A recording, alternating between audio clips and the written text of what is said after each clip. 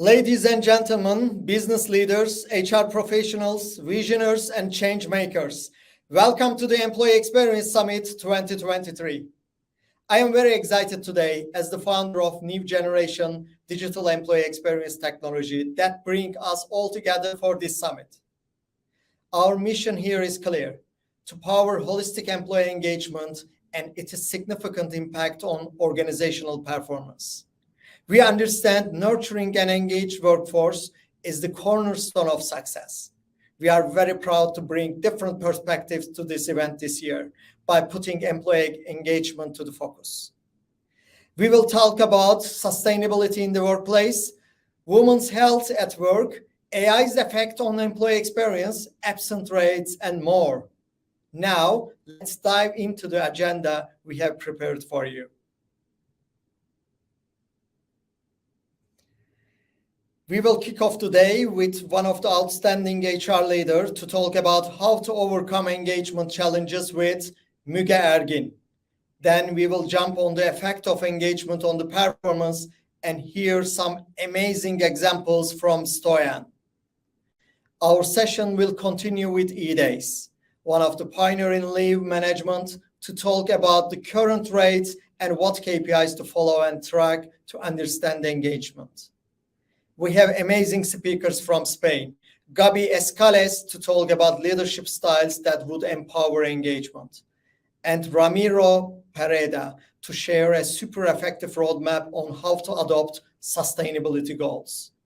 Sarah Sabin will share her expertise on how to spot low engagement and practical tips. We will hear how to adopt AI in employee experience from Daniela Esposito and how to build awareness of women's health at work from a great entrepreneur, Tatiana Arteaga. Before we jump into the session today, I want to talk to you about Sorvi very briefly and how we are shaping the future of employee experience. At Sorvi, we firmly believe that creating a positive employee experience is the key. Right experience brings engagement, and this drives performance.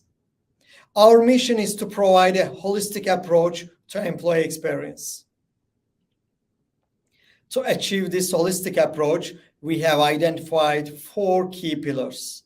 We offer multilingual, multi-channel feedback options to help you truly understand your workforce, keeping everyone informed and connected with inclusive communication. Continuous learning and development to empower your employees naturally. Real-time performance, tracking, and feedback to drive continuous improvement. We will bring all these pillars together under one roof. This is how Sorvi brings value to HR team and the management. Everything is accessible and interconnected for an impactful employee experience and to create a data-driven people strategy. Let's deep dive into how we make it possible with 4 simple steps. With 10 automated workplace insights, including sentiment analysis, you can track and understand your employee groups deeply. You can lower your workload and just focus on the analysis part. After understanding your people, supporting engagement with continuous internal communication is critical. With Sorvi, AI-based communication generates materials instantly, allowing you to share relevant information with specific employee group. Now that you know how your people feel and are connected with the workplace, it is time to reward them. At Sorvi, every individual can collect points from their engagement and use them in our gift catalog. We are launching our gift catalog, which includes hundreds of brands and gamification that can be tailored to each employee group.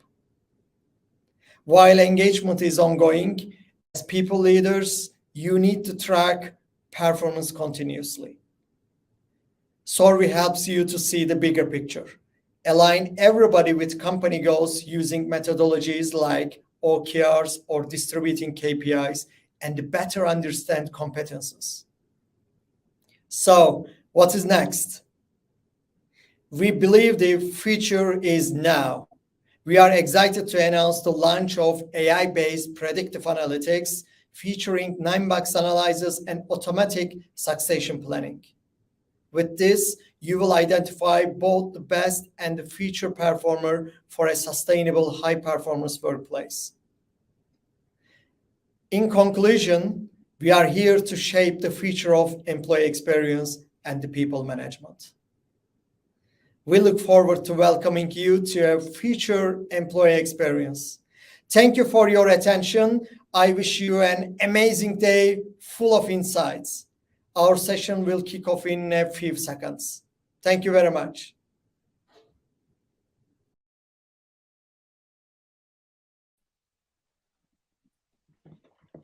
Hi, everyone. Welcome to Employee Experience Summit 2023.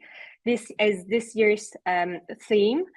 We are focusing on the navigating the future of workplace engagement. And now we have a super exciting session with Müge Ergin, the HR Director of North and Central Europe of Yves Rocher. We're going to be talking about the engagement in a complex world. We live in a complex world, there's no doubt of it. And we would like to talk about the current challenges and potential solutions and the way how to approach engagement. We all know that at the moment, the engagement rates are super low, and there's a big question mark how the engagement will look like in the future. So I'm delighted to welcome Müge to talk about this one. I'm sure it will be a great session. Welcome, Müge. Thank you. So first of all, I would like to ask you about the dynamics and drivers of engagement. I know there's no simple equation for that, but can you tell us a bit about the layers and drivers of engagement? So then, can I convert you back this question that do you aware about very well about your personal engagement drivers? So I personally... I'm not that much aware. I would love to hear. I personally believe that probably most of us has not very clear, let's say, visibility about our individual personal engagement drivers, which makes the challenge. So here is the challenge, because we are the ones who are talking about engage the communities, engage the companies, engage the people. And even for us to figure out our own individual engagement drivers is quite a complex topic. And the reason of that, it's very obvious. We are all different, unique human beings with different personalities, different backgrounds, either the cultural or the personalities, all those things. We are all different than each other.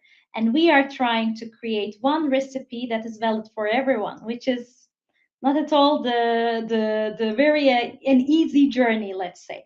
But this is one of the perspective.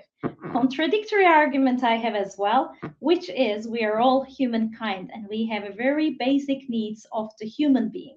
So then that brings me to the stage that the engagement is firstly and mainly related with feeding all those very basic human needs of the people around us, including ourselves as well.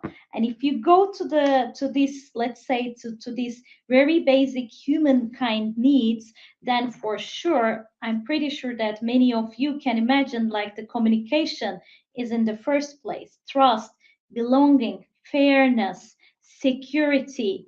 Those are all the things that we are as the human beings, regardless the geographies we are in, regardless the company scales that we are working for. Those are the things that we are looking in our life in order to engage in our relationships, with the companies, with the people, whatever the circumstances is. So those are the basis of the engagement. And here the story is starting. This story is based on how to build the engagement based on these hidden, let's say, basic human needs. And then the challenge is the state of the world. Of course, it's not making the things easy as well, not only the individual differences, etc., but the state of the world is challenging. So we have the poly crisis going on, the war, COVID, the economic effects of all those.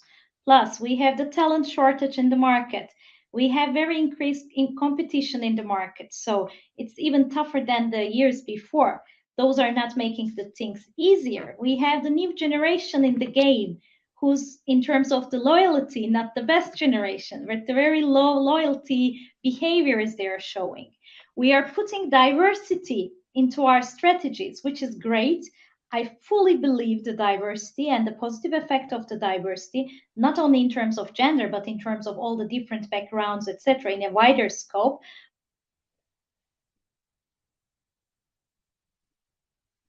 But this is making it challenging, which definitely you can't put one recipe to solve the engagement issue.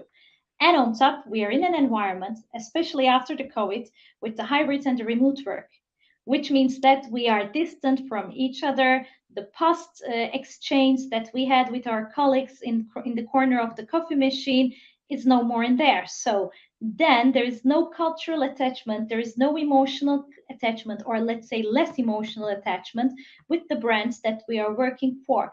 Of course, once you look to the analytical surveys, the results of the surveys, you can see many different numbers inside this story. You can see that the global engagement based on the metrics is 67% in the global aspect. Once you look to the EMEA, you can see 65. Once you look to the Germany, it's 13%. In Germany, if someone is saying good to something, this means very good. In America, if someone is saying good, so it means average. It's not appreciated to hear the good. So that's why there's a lot of data in terms of engagement in our front. But the tricky thing is we need to understand how to look this data and how to use this data. And should we only use the engagement surveys data results in our, let's say, action plans, in our strategies? So that's more or less the side. Definitely. How you describe the whole environment is super accurate. And actually, I believe that it's what we needed to hear the most. There are so many different dynamics that really changes the equation of the current engagement in the workplace. So as you talked about all different dynamics now, I really wonder, and this is one of the main problems of HR teams that we are hearing the most at the moment, is about in that complex environment, how you should track the engagement.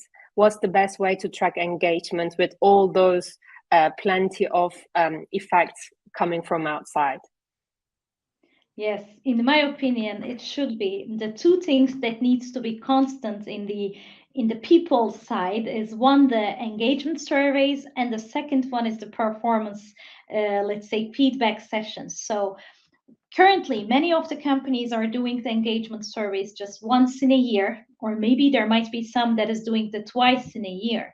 But to be honest, engagement surveys are the very easy ones to be manipulated. So if you as a company just give a very nice benefit just recently before the launch of the engagement survey, you can easily manipulate it and have the positive results. And if you as an employee haven't received the salary increase that you were expecting just recently before the survey, then you can easily manipulate the survey as well by giving the low scores to each and every question that you have in your front. So those are really easy things to manipulate. That's why you shouldn't be only stick to the engagement results and engagement survey results that you are doing once in a year. And as an HR, we have a lot of tools in our hands. Some of the KPIs, like we already know, like the absenteeism, etc., all those kind of very well-known HR KPIs. Or we have also other observations inside the organization about the people, which is like how our employees are interacting with the company, with their colleagues. So even the involvement of an employee in the open sessions to the discussions, try to contribute to the discussion, to speak up with his or her opinion, is a very good example of showing the engagement. So because there is a choice in between. You can sit in your chair and get your money, or you can just raise up your question, your concern, and then try to make the things better. Then this shows, that's why a very, let's say, a concrete example of the engagement. My point is, in these kind of engagement surveys, firstly, it should be not only the one shot, it should be a continuous effort. Then you should take the result of this survey by combining it with different indicators that you have in your front as an HR with different KPIs and observations.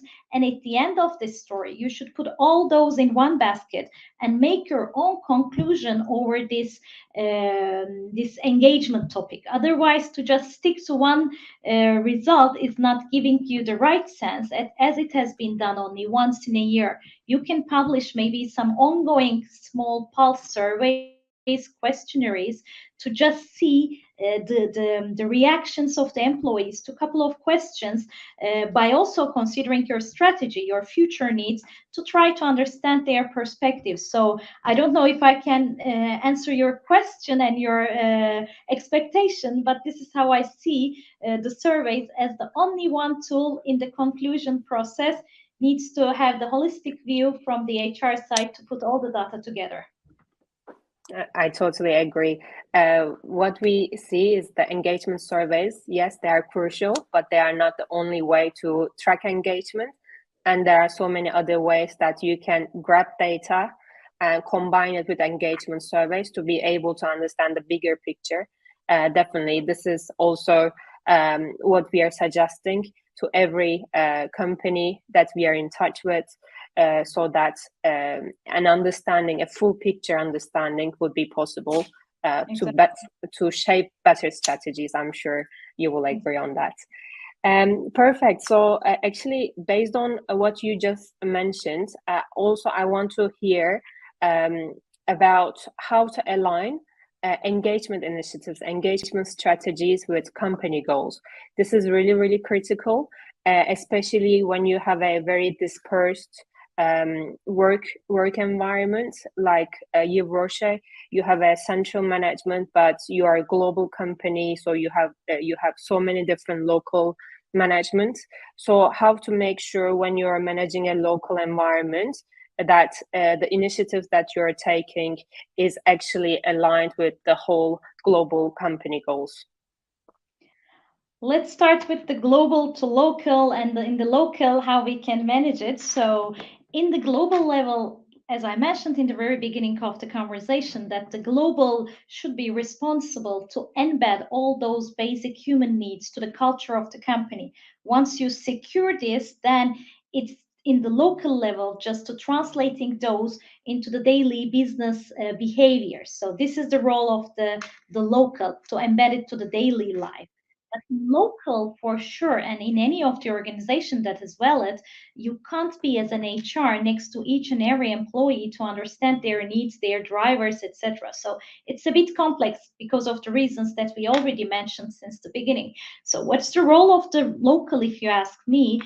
In my opinion, the role of the local, especially the HR team, is to empower the managers and to give them the right know-how and the means to use it towards their employees, who they spend all day long together, who they know better than anyone else in the company in terms of the drivers. Then if you as an HR build the framework and then give the necessary know-how and the means to your managers to empower them to act as your ambassadors in the daily life, to create the personalized engagement approach, then it would work. Again, there is no one recipe in any of the places, in any of the companies that you can apply to be valid for, to work for everyone in the company. That's a dream. So that's why the personalization, like in the FMCG industry, is also necessary in the engagement side, in the HR side as well,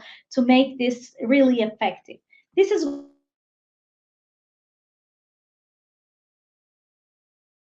one side of the story, and the main thing is related with this engagement issue and the global to local, the communication, all these flows, etc.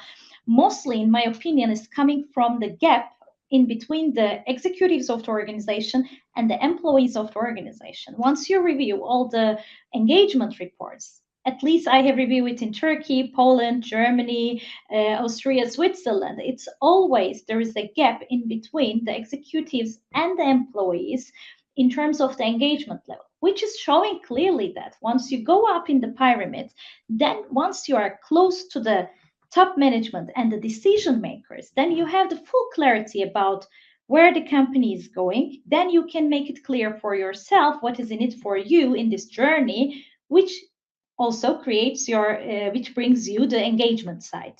So once you go down, it is decreasing. So then I'm questioning that the fault is in our shoulders, because we are, as the local managers, local leadership teams, not enough to cascade this information that we have very well in our site to the teams of the country, to the teams of the organization, which we need to do very well.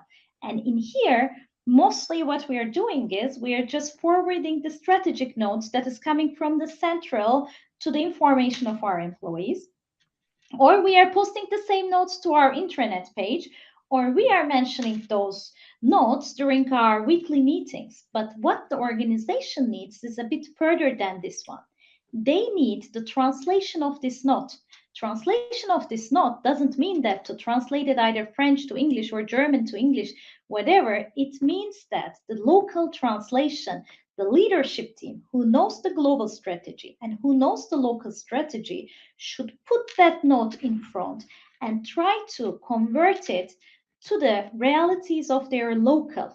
What is the priorities of local? What are the takeaways from this global note to the local initiatives? To give a meaning to that note, what is in it for this local organization in this global note? So if you once make it, then the people can understand if they have a future in the organization, if this journey will bring them to anywhere else. So that's one of the basic expectations of the employees in terms of the engagement, to see their future. And especially in the new generation, as we know, their desire to go fast is much more higher than the previous generations.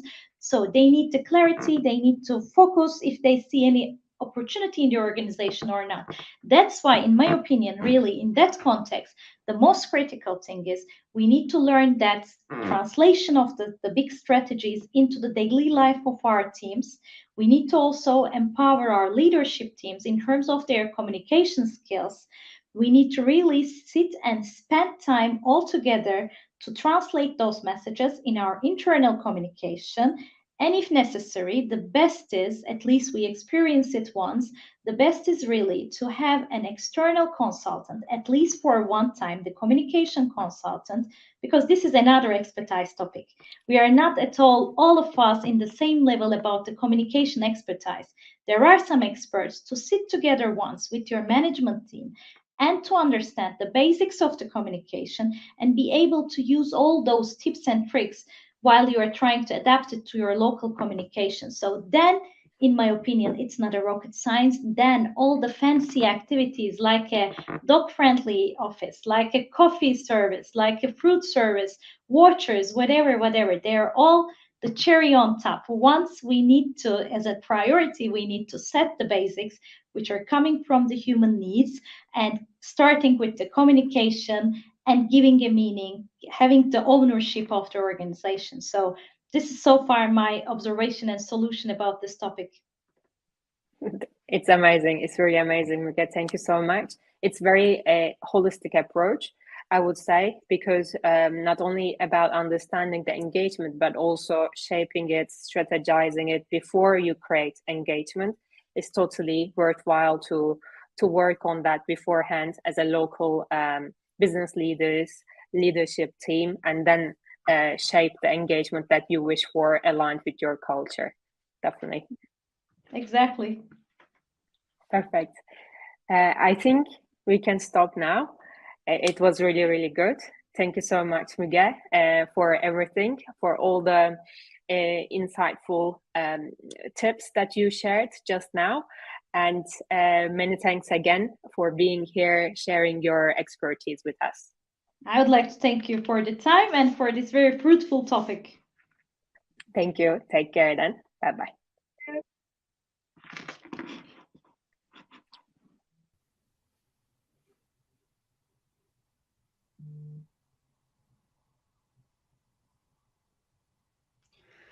Hello, everybody. We have a very nice guest in this session. Actually, we will discuss very important subject for everybody we are talking about the engagement, but what is the holistic employee engagement? It is key factor for the companies, and also impact of the holistic employee engagement on the performance. So everybody is trying to improve the engagement in the companies. We are doing a lot of things, but what is the meaning of these activities? At the end of the day, we would like to improve the performance of individuals and the companies. So we have very nice guy today to discuss this subject. The Stoyan is he's the author of the Perform book, for Perform method, creative of the Perform methodology. He has very nice examples, very nice experiences about this, life experiences. We will listen from them. Now, Stoyan, could you introduce yourself to us? And then let's start. Emra, thank you for having me, and I'm super grateful that you call me a nice guy. I hope to believe so. So, who is here in front of you at the moment? My name is Stoyan. I'm Bulgarian guy. Studied finance, wanted to be a finance guy. Ended up being a movie producer, an entrepreneur, having my video production company, and for the past 8 years, maybe, I've been engaged in working with companies, working organizations, now over 500 companies in person, delivering programs, keynotes, workshops, and basically bringing teams together. A few years ago, me and my co-author, Cristobal Alonso, who's the CEO of Startup Wise Guys, a leading startup acceleration program, we developed a methodology, which is called the Perform methodology, that helps leaders and organizations to come together. And it's a structured approach towards performance and culture, helping leaders to pay attention to the areas that matter most, so they can create this improved employee engagement, and with that, boost the performance. Pretty much building better culture where people can be productive, but also they're feeling fulfilled at the end of the day. So that's what I do in a nutshell. Yes, Stoyan, as you know that the biggest problem of the business world is engagement at the moment. So according to the last report of the Gallup, the unengaged peoples are 77% in the world in the global studies at the moment. So it is very interesting, and step by step, the engagement problem is killing the businesses globally. It is the biggest problem, I think. Because of this reason, the engagement market is increasing. Everybody is trying to do anything about the engagement in the companies. But are they doing the right things, or are they doing the wrong things? Maybe they are spending too much money and effort, but does it work? We need to discuss it actually. Does it work? Can we see the reflection on the performance numbers or not? So you have very nice examples about this. You are also experiencing the impact of the engagement on the performance in many companies, because you are giving the mentoring to some of them. You are also studying about this. Could you share some examples about the environment of engagement and the results of the engagement in the companies? Yeah, and thank you for sharing these numbers. Just by the number that you shared, right? Only 23% of people are engaged globally, a huge study. I mean, that should tell you, are we doing right or are we doing wrong? In fact, I think it was the same study that you mentioned that said that Europe is actually the worst. 13% of employees are engaged in Europe. I haven't checked the report in detail, but it's a staggering statistics, and we need to pay better attention to it. We can no longer operate as businesses by just the old traditional rules, right? I'm going to pay somebody something and I expect results, and that's it. We need to build different relationship with our employees. We need to build a different culture and environment where our employees can thrive at work, can feel that they belong. And I'm very happy to share some of the key areas that we might want to pay attention to so we can get there. But just holistically, and we're talking about holistic, right? We need to look at this holistically.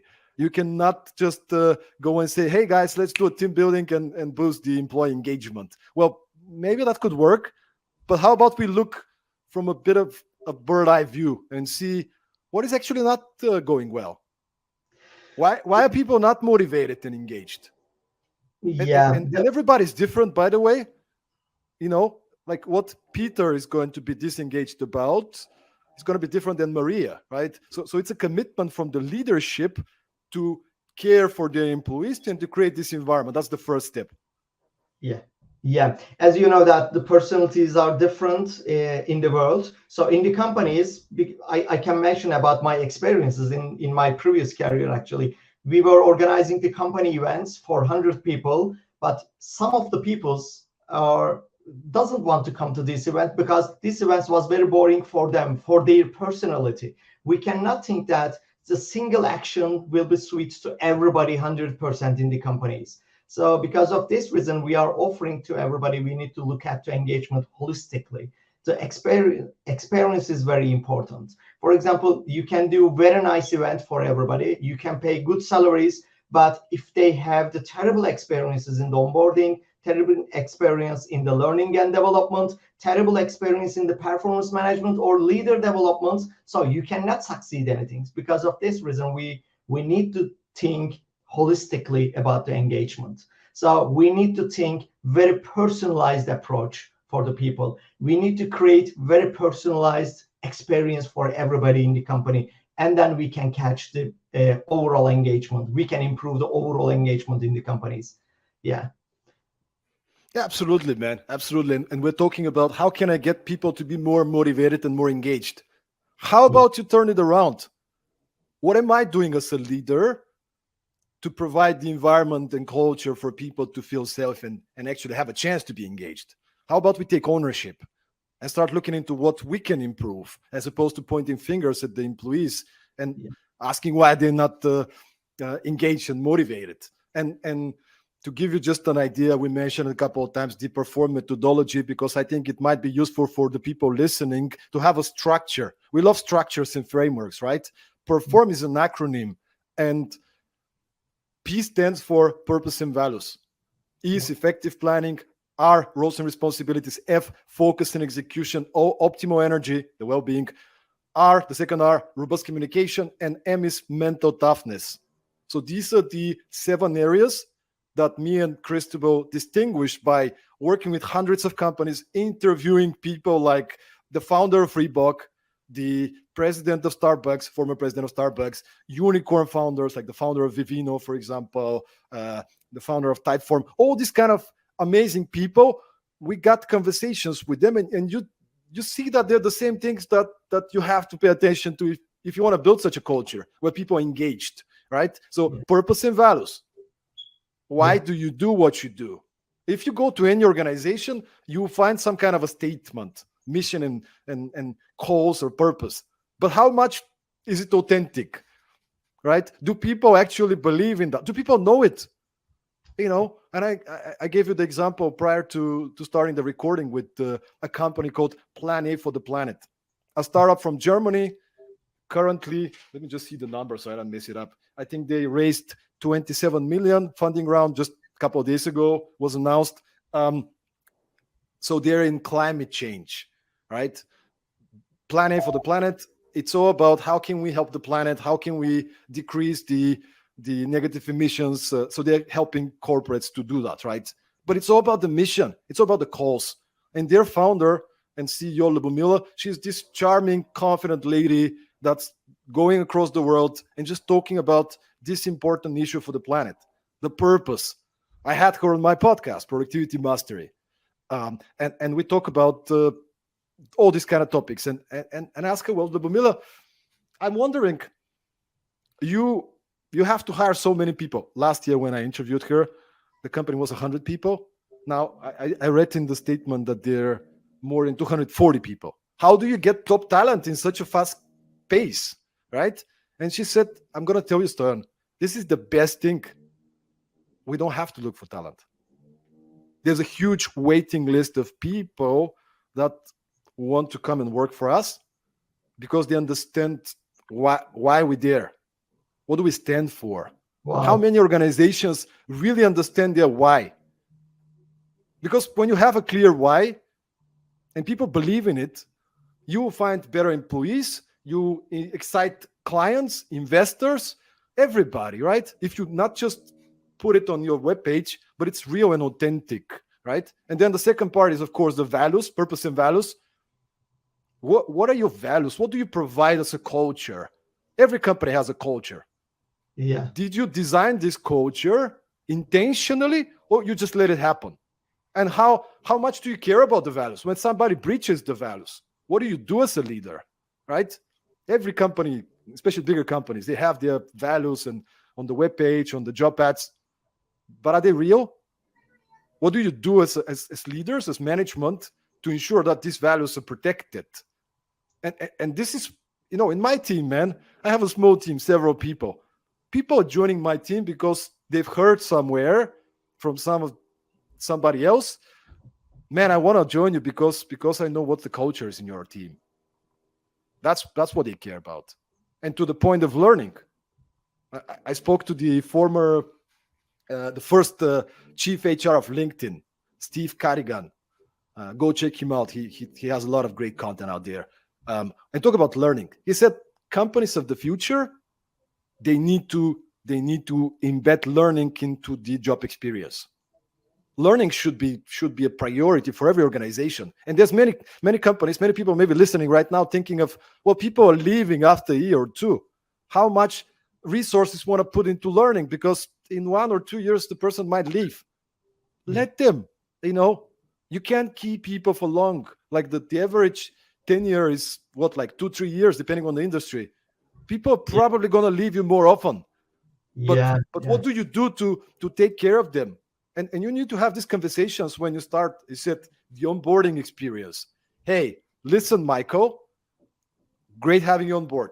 Now, probably you might want to leave in 2 or 3 years from now, or probably not. We want to keep you for long. We will invest a lot in you. We will give you courses. We'll get you coaching. We'll spend time to teach you stuff. We want you to win. We want you to thrive. If you want to stay with us, amazing. If not, hey, that's fine. But let's maximize this time here together. And here comes the other parts, right? Purpose and values is the first one, but effective planning. What kind of culture do we create? People are complaining. People are not engaged because they don't know their priorities. I do hundreds of workshops per year, and I talk to the employees. And it's very interesting because it's one thing what managers say we should talk about. It's another thing what the employees, come to me and say what their real problems are. A couple of the problems. I don't know my priorities, or I have priorities coming from 3 different directions and I'm overwhelmed. Yeah. And then the other one, and it comes to the third point, roles and responsibilities. I'm not clear what my exact responsibilities are. Me, Maria, and Peter, we are working on this project, but it's not very clear who's actually in charge. What are your concrete responsibilities? As a leader, you need to understand your people. You need to create a development plan together with them, right? You don't know if the IT person wants to develop and be a manager or not, right? You need to create space for these conversations to happen, to care for people genuinely. I want you to win. I want you to succeed because your success is our success, right? Okay. So let's discover what are your strengths, like provide regular feedback sessions and those kind of things. But then, and this is something we focus on a lot with the perform methodology, trying to understand what people care about. What do they love to do? Very few organizations do that. Oh, we got him. He's a developer. He's great. Okay. Do you have a chance to talk to him and actually understand what they love to do? Or she's in marketing. Okay, cool. What are the exact responsibilities that excite them? What is the kind of profile they want to build? I mean, you're not just a marketing person, right? In a company, you have many different things to do. So what if we create a culture where we allocate responsibilities so that people can do what they're good at and what they love to do for 80% or more of it? I mean, think about the engagement, right? Yeah. So yeah. It is looking like the engagement is the natural outcome of the culture, I think. Am I right? What do you think? So when you design the good culture with these perform criteria, so the engagement will be natural outcome, actually. that's it. You don't have to worry about it. That's the thing. And it's not difficult. It's actually, let me put it differently. It is simple, but it's not easy. Yeah. Everybody knows these things. You read an article, but it's about doing the stuff. The book, the subtitle of the book, The Unsexy Truth. Yes. Everybody knows these things, man. But do you do it? Like as a leader, as a manager, as an HR person, you're like a gardener, right? Yeah. You want to create this garden, this culture, but every day they're going to be bugs, right? They're coming to your garden. They're going to be weeds that are popping up, and you have to clean the garden over and over again. Somebody will come and do something that's against your culture and values. What are you going to do as a leader, right? Yeah. So creating this space for people, and literally everybody who's listening, maybe take a step back today and ask yourself, in each of these 7 areas, how are we doing? Which are the areas that we might want to pay more attention to? What can we do? And let me give you a practice talking about the learning and well-being. I have a small team, as I said. Okay, so we're working remotely, different time zones. One of our core values is personal development. Okay, so a practice that we came up with and we're very consistent with, we call it personal development hour. So once a week, we spend an hour and a half together, where one person from the team is leading a session connected to personal development topic. For example, this week it was about habits. Last week it was about emotional intelligence. I led a session on time management, topics that are not related to work, but it's about the people, right? And it's company time. They're getting paid for this, right? Yeah. But it's a commitment. What kind of practices can you come up with, right? Let me give you another one. I spoke to John Rennie. He has a great podcast, Deep Leadership. You gotta go check it out. He's a former nuclear submariner. So he was working on a nuclear submarine during the Cold War. And then he wrote a few books about it. But he's a very practical guy. He was for 25 years manager in production companies. Okay. So let me see, how was the name of this practice? Just put it down. Yeah. So he was working as a manager in a production company. And he came up with this idea, Fridays on the floor. What does that mean? It means he's a manager. Every Friday from 8 to 12, he's going to go on the floor or production floor and work together with the workers, with employees. And every Friday he's going to change the different location, the plant, right? But he will be among the people.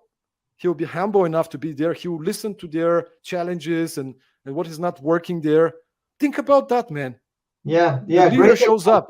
Great example for voice of employees in the companies. Actually, we are trying to measure or understand the employees by the surveys. We are trying to understand with the suggestion box, etc. But it is physical awareness, physical position between the employees are very important to understand what are they feeling. Right. And I think it has to be personalized, as you said many times. Like, yeah. I don't know if your company is remote or hybrid or you're production. You can get a lot of ideas, but talk to the people. See what they need. Another great company. Maybe some of you have heard about the company MailerLite. It got sold last year. They exited 90 million. The founder of the company, one of the founders, Ilma Tiki, she actually wrote a great book. I have it somewhere around. Leaving the Base Camp is the name of the book, about startups and her journey. So the bigger company, the Hat, they have a bunch of products, one of them MailerLite, but the bigger company is called the Remote Company. You can check their blog. They have a lot of good resources. But one of the things that they started doing, because they work remotely, right? How can I get people to be more engaged and more to enjoy their work? So they call it Joy Budget. So they allocate $1,000 for everybody to create their home like office environment. Like, for example, buy plants, get a lamp, get some nice coffee cups. I don't know, like whatever it is, you can spend it yourself, so you can make it nice and fresh, and you enjoy your workplace. Yeah. Right. So what can you do to your employees? But it's not about, oh, I have this great idea, let me push it to the employees. Well, what do you guys need? Do you need should we hire some coaches, because it's very difficult? We work remotely, and should we get somebody on board to do monthly workshop sessions for you guys? Like these 7 areas and beyond, but you can start with these 7 areas. By the way, you've been part of this kind of sessions yourself. Sit down with your team and just ask them, hey, here's the Perform methodology. We can post maybe like the framework somewhere. Tell me from 1 to 10, how do you think we're doing in each of these areas? Just write it down. Yeah. You sit down with your team, everybody writes it down, and then you compare the results. And I'm going to tell you, I did it once with my team, and I'm like, effective planning, I think we're at 9, right? I'm very structured. I'm the productivity coach. And then my intern says, I think it's a 4. Yeah, right. Oh, okay. So let's talk about it, right? Where is that coming from? What do you think we're not doing well? When you're high up, you don't see the whole picture, right? Yeah. You need people from the bottom to tell you, this is not working this time. This is the feedback, right? So yeah, holistic approach, man. Yeah. So I am fan of the perform methodology, Stoyan, as you know, and we are already applying in the survey. But as you said all time, it is very simple, but not easy. So we need to work hard again and again. We need to try. We need to look at the engagement holistically, as you said. First of all, we should start from the purpose and culture in the companies. So it is simple, but not easy. That's true. At the end of the day, if we want the performance, if we want to develop our companies, improve the performance on the individuals or the corporates, definitely we need to look at to engagement as holistic. Thank you very much for this session. It was great examples for everybody. So see you next time again. Take care, Stoyan.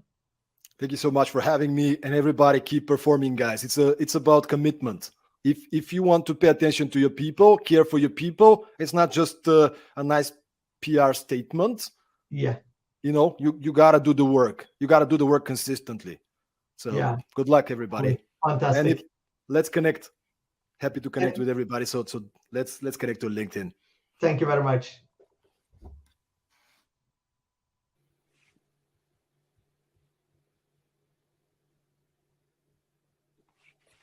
Hi, everyone. Welcome again. Our webinar continues full on. And now we are with Gabby from eDays, one of the leading absence management technologies from the UK and Europe. He has very important insights to talk about. We're going to be discussing the link between absenteeism and employee experience and tips about how to lower absenteeism and enhance your employee experience. There's a clear, of course, relationship, as I said, between motivation and seeing the absenteeism rates and how effective your employee experience is. And we're going to be talking now for the next 20 minutes. Welcome, Gabby. Very nice to have you today. Thank you very much for having me. Great. Let's start with the first question. There's a clear relationship between employee experience and absenteeism, as we said I want to start with why is measuring absenteeism is important to understand engagement. Yes, of course. So it is a funny direct and indirect link, I think, with absenteeism and employee experience and employee engagement. In fact, they've always been interlinked and potentially disconnected with some people at times, which is the cause, which is the root. But when one is good, typically the other one is good. So where does it start? Well, the simple answer is both. So you want to be concentrating on absenteeism and reduction of absence rates, or understanding your absence, which is actually probably the key element to improve your employee engagement. With better employee engagement, you're going to find that you'll have a reduction in staff turnover. You're going to have lower absenteeism, higher profit, higher productivity. In fact, Gallup reported it was 18% reduction in staff turnover, 81% lower absenteeism, 23% higher profit, 18% higher productivity across the last 2 years with better employee engagement. Now, absenteeism is a huge part of that element. If you were going to create your KPIs of 5 to 10, absence would be one of those most likely, but I'm here to talk about why absence is really, really important. If not, I'll probably argue that it might be the most important. Others may argue that the other areas are. So let's break down employee engagement. So talking about absence and how we measure it to understand engagement is, first of all, they're extremely closely linked. The more engaged your staff are, the lower your absence rate will be, and vice versa. If you can concentrate on reducing your absence rate, this will likely end up with happier healthier staff that are with you long term, which is really important for businesses. I don't have to tell you loads, but in terms of that's going to help with cost savings, it's going to help with profitability, business growth, and then reinvestment back into your staff. So why is absence rates so important? It's a key indicator of unhappiness at work. Now, that doesn't mean that minor illnesses or people aren't absent, but Deloitte, across their very interesting report last year in 2022, reported that 50% of sickness is hidden basically as something else, whether that is presenteeism, burnout within the organization, whether it's mental health. These are wrapped up into absences and they need to be explored and understood. So in terms of your engagement, the higher your absence rate are, the likelihood is a lot of this will be hidden, and therefore those open pathways and communication could be much lower. Let's potentially look at burnout as a key indicator. I think that burnout is something that over the last few years is certainly a buzzword, but something I want to talk about in quite a lot of depth when coming to reducing your absence rate. But this is going to cause your staff to want to leave the organization. We're finding that there's lots of reports from CIPD. It's been in the news on BBC News in and around the cost of living crisis and stress are actually really driving burnout up. That means that they feel pressured to work more, and it's going to end up in presenteeism, which is one of the biggest costs to businesses and economies worldwide. I have the statistics from Deloitte, which is around 25 billion or just over. It costs the UK economy as one example in 2021. So that is a huge amount of cost to businesses. And this is a real indicator to show that engagement is low as well. Extremely important insights. Actually, what you said is like 50% of absenteeism are actually hidden. There is another facts behind it, and knowing your people, understanding their people comes first on that. And of course, the burnout rates are increasing, and the cost to the business is extremely high. Really good ones. Gabby, thank you so much. I want to continue with another important question, which is about the current state. Actually, you shared a lot of very nice insights, statistics. As an expert in the sector, how do you see the current absence rates are going? Yeah, so I think the current state of absenteeism is that we're probably in one of the toughest times or moments in recent history for employee well-being, staff retention. We've changed the ways we're working. And I think the key elements to understand when analysing the current state of absenteeism, we've got reported just recently by CIPD, we've got the highest rate in 10 years of absence rate, 7.8. That is the UK, but I'll touch on some European statistics shortly. That's versus 5.8 before the pandemic. So that is a huge influx and a huge increase. That is then sort of put together with presenteeism being its highest, costing economies the most it's ever cost. We have the biggest change in ways of working, whether that is people working remotely, whether that is people now not working remotely, but actually hired remotely in the first place and now have a difficult way of traveling into work. We have less visibility over staff. We have a greater need for openness within the workplace and a greater need for understanding, whether that's burnout, mental health. You know, some of these terminologies are new to a lot of staff. So we're in a really, I think, difficult and tough moment, but within every tough moment, there's a really exciting moment. This means that HR teams are continuing to be the driver of business change with really important parts like employee experience, employee engagement, and they come down into 5 or 10 different KPIs with absence being a huge one of them. I think when we look at the statistics, it's getting higher, but actually technology and discussions, like talks today, when you have access to content and information, are going to be the biggest parts that we can use to solve and improve this. Everything's got to go down before it goes up, and that's exactly where we are. That's really great. Yeah, we can, I guess, all feel at the moment the fact that the absenteeism is actually going up. The rates are going up, especially after different expectations or the current motivation levels of employees.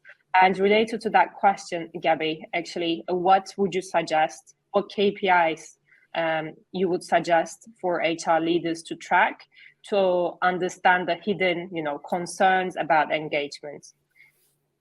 Yeah, so this is a question we ask most businesses, is understanding what their KPIs are to improve engagement and within the organization. And actually business goals stem down into a large variety of different KPIs. Often ones that we put forward are the empowerment of staff and management. Open communication often is a key part of that. You might have communication as your heading, or empowerment of staff as your heading when you're looking at your KPI, but they're very interlinked. And that can come down from process, but it can also come down from leadership. Now, the openness and communication, it can be driven by the leaders of the organization, and they can show, we'll talk about this on reducing absenteeism, but if they can show vulnerability, they can discuss that there's a lot of absence, mental health, burnout within, the people that everyone looks up to. That drives communication down the business and allows everyone to talk about it more freely. And I think that is a huge part of engagement, acceptance, understanding of yourself and the rest of the teams in there as well. On top of that, we've got reduction of absence rates. We're going to go through a large part of that, of course, today on all of the different areas that you can do for absence. They will both understanding engagement and absence rates. Often a KPI will come down for staff retention. Your pillars for growth, as every business, I imagine, will have as a KPI, will come down to building upon the blocks that you have. And the way that the economy is now, with it becoming sometimes even more difficult to find the right talent, or talent can be hired anywhere in the world, you've really got to focus on keeping those really important employees within the organization. So staff retention is huge. And there's a lot of predictive models that you can use for staff retention, partly in absence, partly in lots of other areas, where you can make sure that you become a predictable model and a predictable business to make sure that you can keep your staff, keep them happy and healthy. And the final piece, just in terms of that as well, I think is really important, is working space. I know I spoke about the ways of working changing, but working space and any form of strategy for changing working space or understanding it is going to be huge. That can be down to the process of understanding where your staff are and what they're doing. That can be understanding where your office is based, how you communicate. Working space as a general is an evolution from what used to be office space, which I think was talked about a lot within employee engagement. That's very important as well, definitely. And now we have to integrate the working space as well, as we are all back and with more days in the office. I think it's very, very critical to combine like digital engagement side of things, how we can track and make sure we have all the data, as you suggested, internal communication data. First of all, how your people are understanding what you're actually spreading out. This could be company news, company updates, how they are engaging with it. Are they, do they perceive it nicely, or what's the reaction out of it? And I think you highlighted something super important about to be able to talk freely, having the acceptance and having the confidence environment in the companies. This is extremely critical to track as well. Of course, through managers, first thing, but also with pulse surveys. Recurring pulse surveys will be extremely critical on this one, and to merge like all kinds of data together to have a better understanding what's going on, with including absenteeism rates, of course. That's great. So on the second part, actually, I wanted to deep dive more on the actionable insights, what can be done, and what do you see how companies are lowering absenteeism rates at the moment? Yes, probably the subject we get most excited about at E-Days. So absence rates and absenteeism is a very complicated matter. And the first thing that we will always discuss with any client or anyone looking to reduce their absence rate is to go away and understand their absence first. Now, that may sound really obvious. Most people listening will be able to tell me what their absence rate is, but it's deeper than that. So it's, do you suffer from long-term versus short-term sickness? And how does that impact your organization? You know, if you are school and education, you will be factoring in cover costs as a huge cost to your business. Is that something you want to reduce as part of, you know, short-term or long-term? If you are in any other industry, you'll have specific elements that will affect you. So just deep diving into short-term versus long-term, the first thing we want you to look into. So short-term often comes from minor illnesses. So this will be typically colds. It might include COVID still. These are things that often employees will take off a day, 2 days, 3 days. And we'd always ask as well to understand what your short-term and what your long-term sickness is, because that'll be different as well. Whereas long-term comes from typical injuries, musculoskeletal, and most importantly, mental health. Deloitte reported last year that mental health absence average is 16.8 days. That is quite a long absence amount, unless you're looking at really, really long-term sickness. That's quite a large amount. So if you're suffering from lots of long-term sickness, you don't typically have injuries within the workplace, so you're not potentially manufacturing or you're not within that industry. That might immediately tell you something that you might want to look at, the burnout and mental health element of your business. And that's a really quick win. Just understanding and analyzing short-term versus long-term, and then understanding what you do as a business can then allow you to do that. We've seen a 25% increase in mental health over the last 3 years recorded as absence. And as I said, 50% is hidden. So I wonder what that statistic would be with that concluded as well. The second part of understanding is trying to discuss more openly with your employees. This might mean sort of capturing reasons. It can be reporting, having greater visibility, seeing whether sickness actually impacts your business a huge amount or whether it doesn't. So understanding your rates, what your absence means, but then specifically when we drill down into what types of absence we have, what days of the week it impacts you and how that impacts the business, and what type of sickness as well. Once you have that information, you have the exciting next step. We call this creating your fantastic sickness journey. So what this means is we want to work out, first of all, so what are your absence rates and where do you want them to be? What's going to make an impact? For some businesses, that might be a 25% drop, which is a really fantastic drop. Some businesses will be really positively impacted with a 1% drop, depending on their size, their industry, the type of workers that it affects as well. So this starts, why do you want to reduce your absence rates? And we'll typically look into, do you want to improve employee engagement or employee experience, which of course is number one. Do you want to improve your productivity? Is it staff retention, business growth, any of those KPIs we discussed before, and potentially other ones? We want you to know why you want to reduce those absence rates first, because that will allow us to work out whether it can be done or not, and something like that. So what do you want to achieve? Is this growth, profitability, improved performance, employability ratings? They're really important within the organization. That can be helpful for business growth, because you're going to be, of course, hiring new staff. So what do you want to achieve? And then how are you going to achieve it in the first place? So what do you need to record? Does your process need reevaluating? Does it give you the data that you need? Can you create predictive modeling based on what you've recorded? It's all well and good having data, but if you can't analyze that data in a really great way, it's going to be lost. So do you need to capture days of the week? Do you need to capture when people are most likely to be sick? And that's going to allow you to go back and reiterate those elements as well, but actually put it into practice.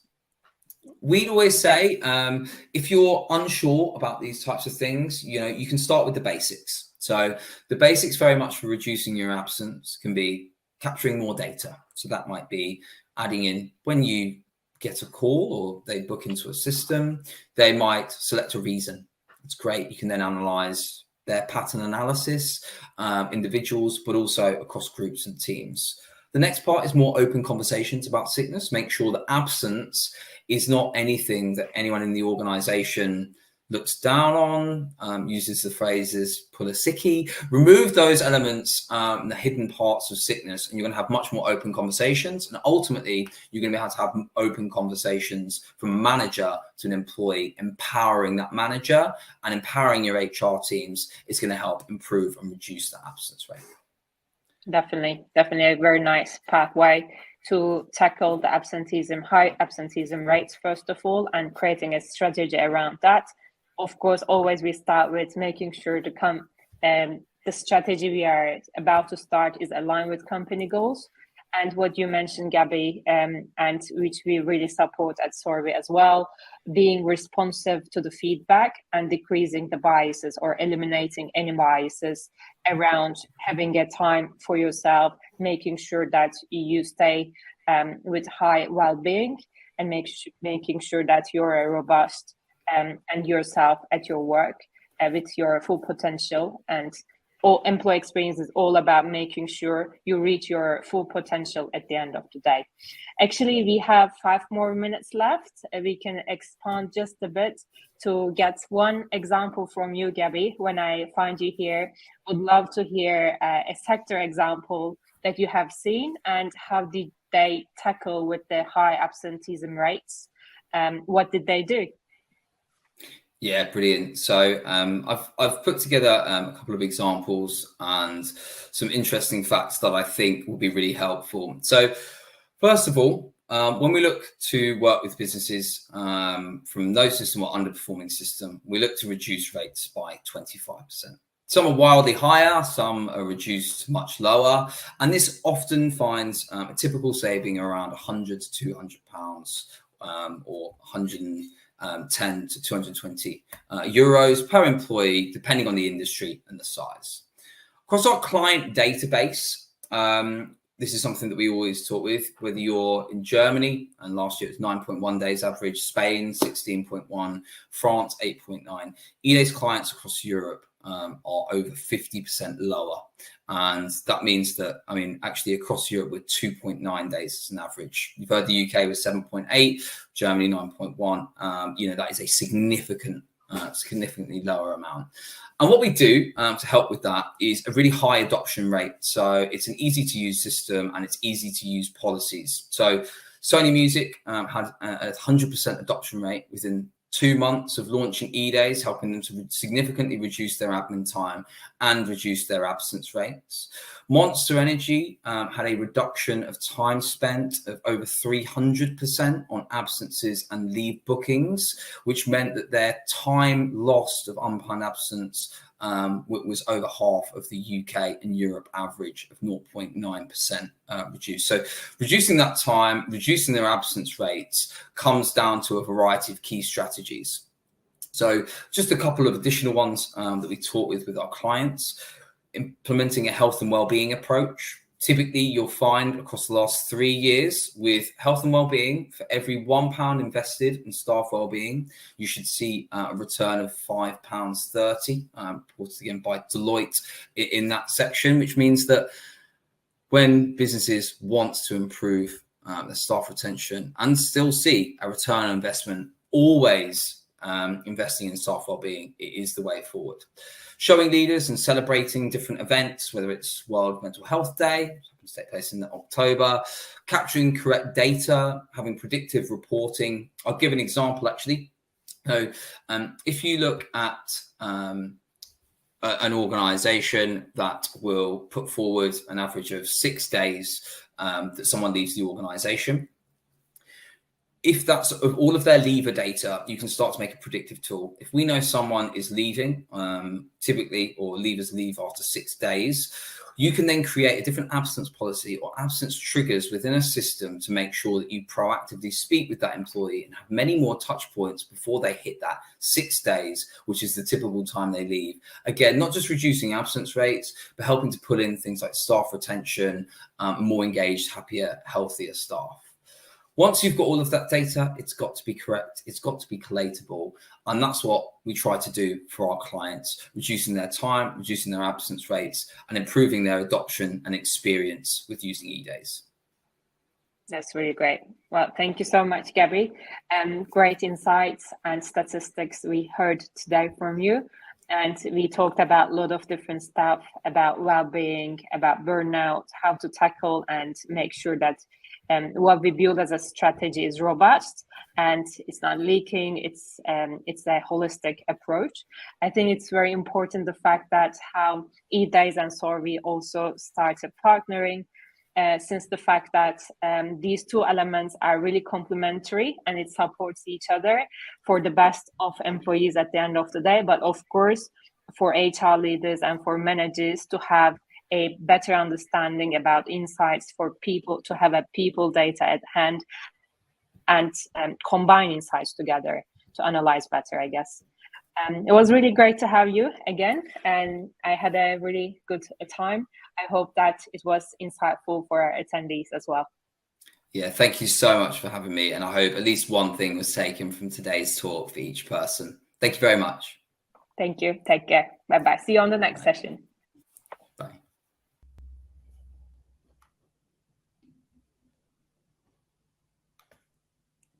Hi everyone. Hi Xavi, welcome. Thank you so much for joining the next session with us.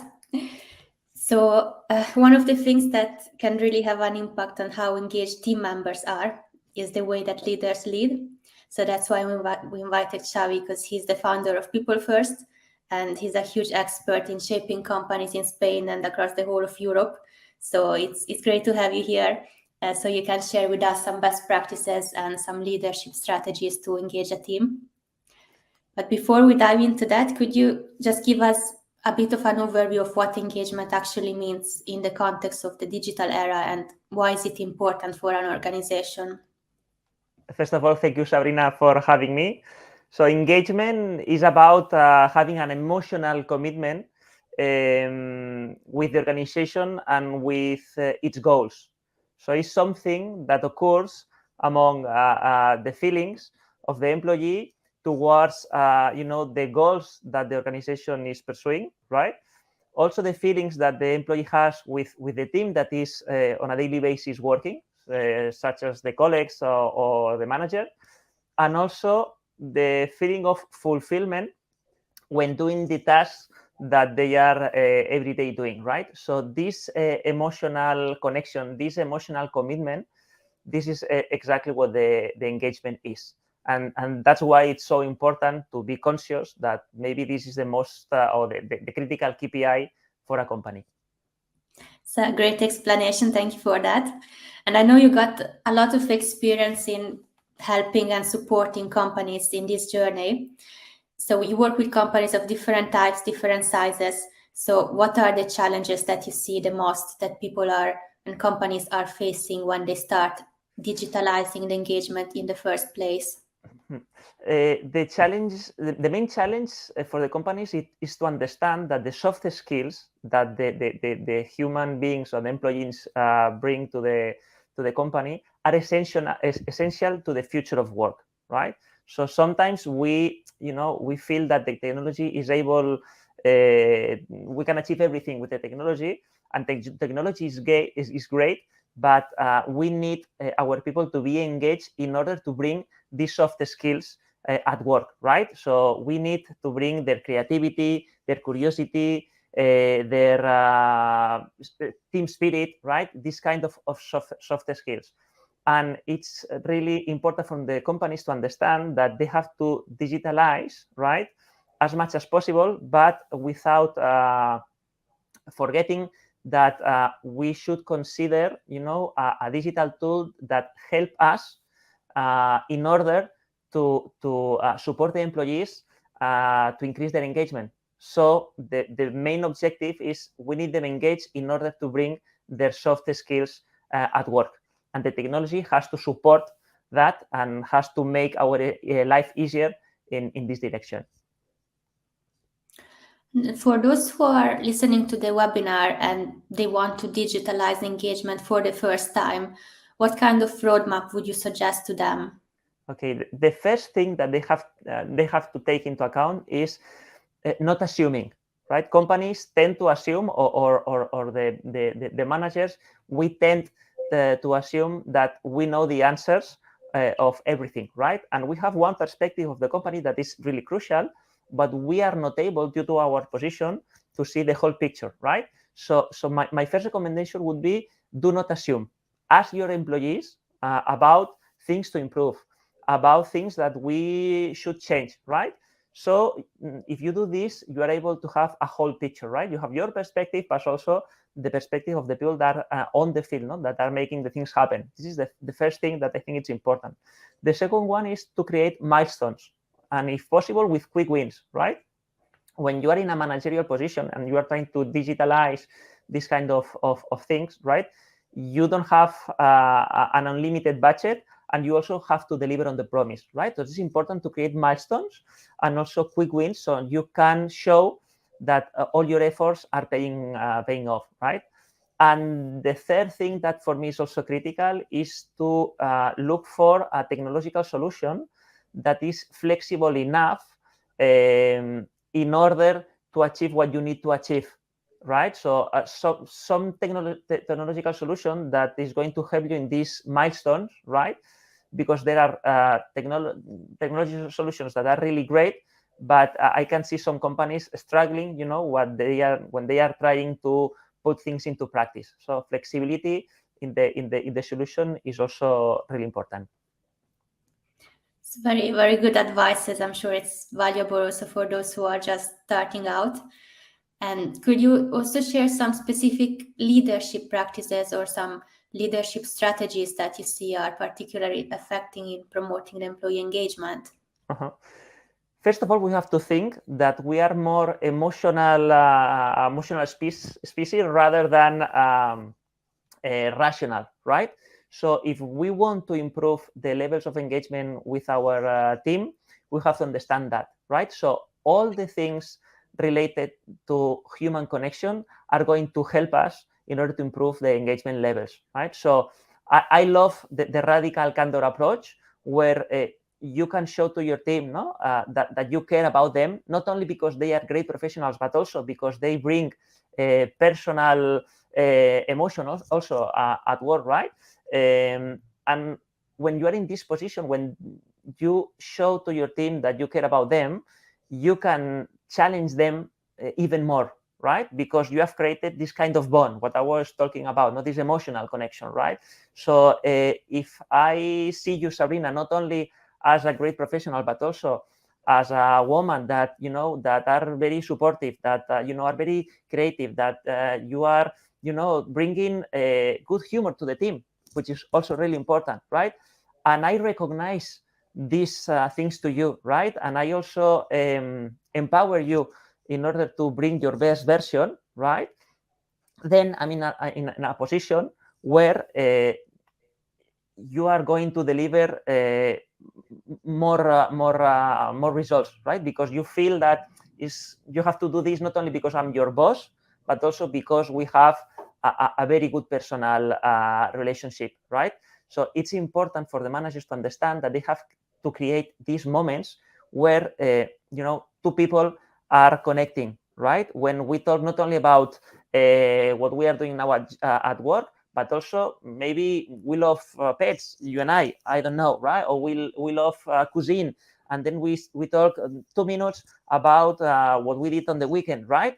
So you don't see me only as your boss, or I don't see you only as my boss, but we see each other as two people that have things in common, right? And we can trust each other, right? And then we can, as I said before, we can bring our best version of ourselves at work. And this is really important also. Mm-hmm. Yeah, so it's definitely important, the input of the managers. But then what can the company do to empower the managers to actually follow these practices? The main thing that the company can do about it is to create a culture that supports this, right? So what we cannot expect is, to have a high levels of employee engagement in a culture where you cannot trust each other, because, if you make a mistake, then the punishment will be really huge, or where we don't accept different point of views, right? Because we are really, everything is mandated and you don't have room for maneuver, right? So what the company should provide is an environment where, all these kind of actions are well perceived, right? So kind of a safety place where, yes, we are demanding, we need results, we are not an NGO, right? But on the other hand, we're a human company, right? So we want you to create this kind of trust where you will have our support, right? And where the managers also have this kind of room for maneuver. No, sometimes some managers are complaining to me because they told me, Xavi, my company, is looking only for short-term results, but they want us to create a safe environment. We want us to innovate, but you cannot innovate if you don't allow me a little bit room for mistakes, right? So the company should be aligned with these practices, should promote these practices, right? And should, create this kind of culture where everybody feels that the results are important, but also the people are really taken care of.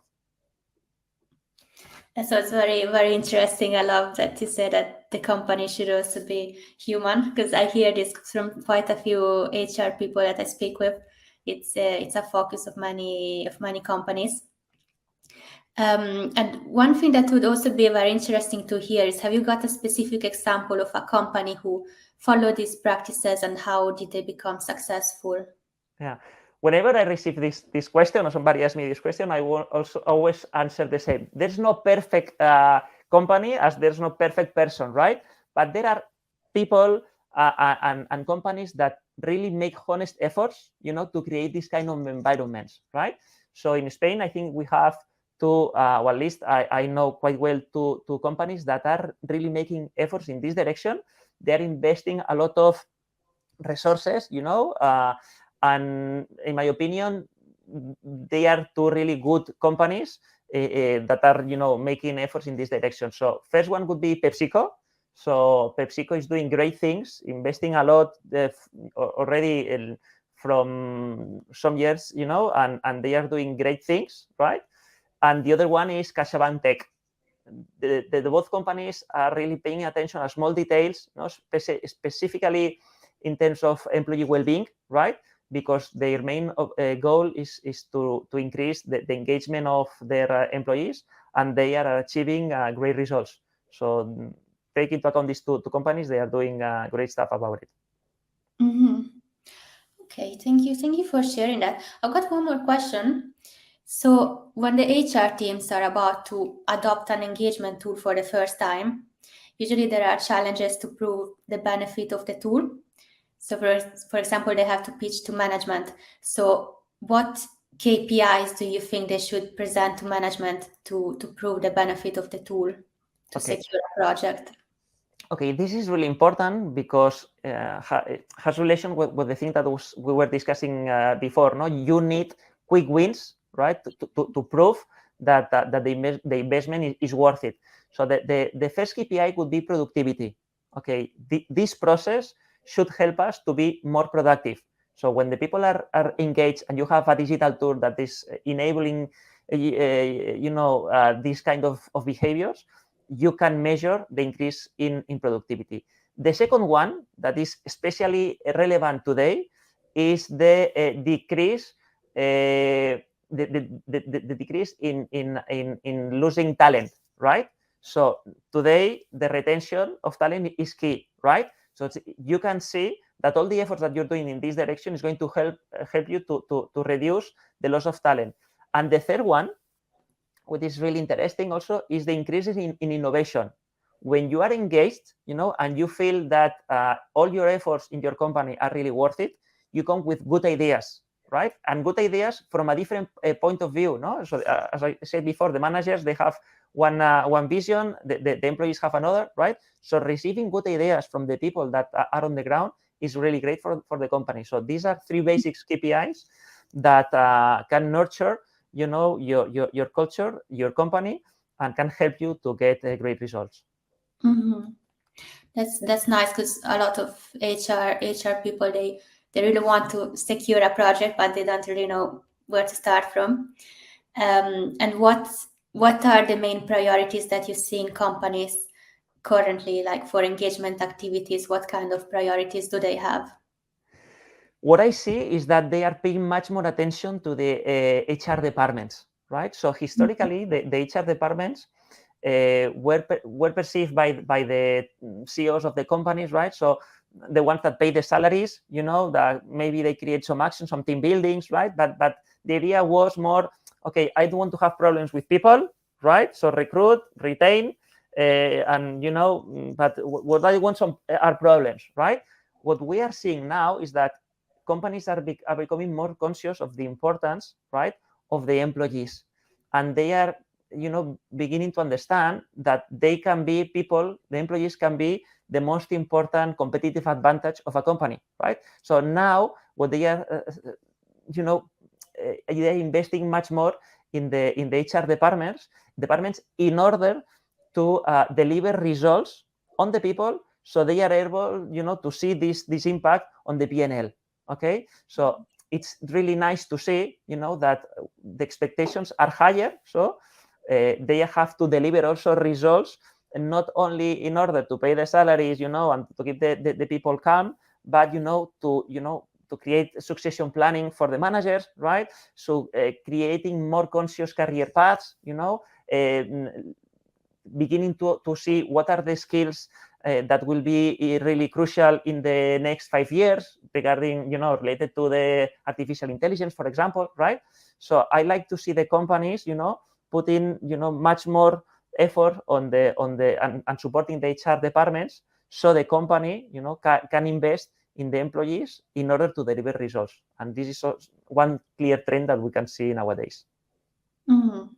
It was very, very interesting. Thank you. And any top tips that you have to track engagement in companies? Yes, I think that if today you ask me, Xavi, what is the most important KPI that a company should take care of, it would be without doubt engagement. You know, if you have a high level of engagement, you will not have employees, you will have ambassadors. And I tell you that it took me almost 5 years to understand, you know, when I was the country manager of i6, that most of the sales that, you know, one outlet is doing is not about the product itself. It's about the treatment that you receive from the sales clerk at the retail point, right? So the companies have to understand that our clients, they don't buy as much our product or services. They are buying much more how we make them feel when buying our products and services, right? So it's really important to have engaged employees, so we are delivering good or great products and services, you know, through great experiences, right? And this is crucial for the companies to understand, right? So this is something that they have to really pay attention, and they have to measure that. So measuring engagement correlates with, and having this information is going to correlate with the results of your company for sure.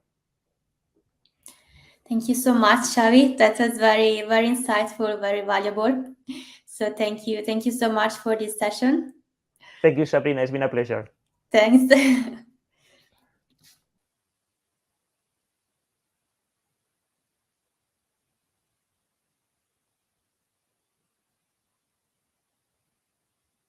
Hello, everyone, and welcome back to a new session where our speaker, Sarah, will be sharing her insights on how to identify symptoms that contributes towards poor employee engagement at our organizations, and some tips on how to get rid of those symptoms.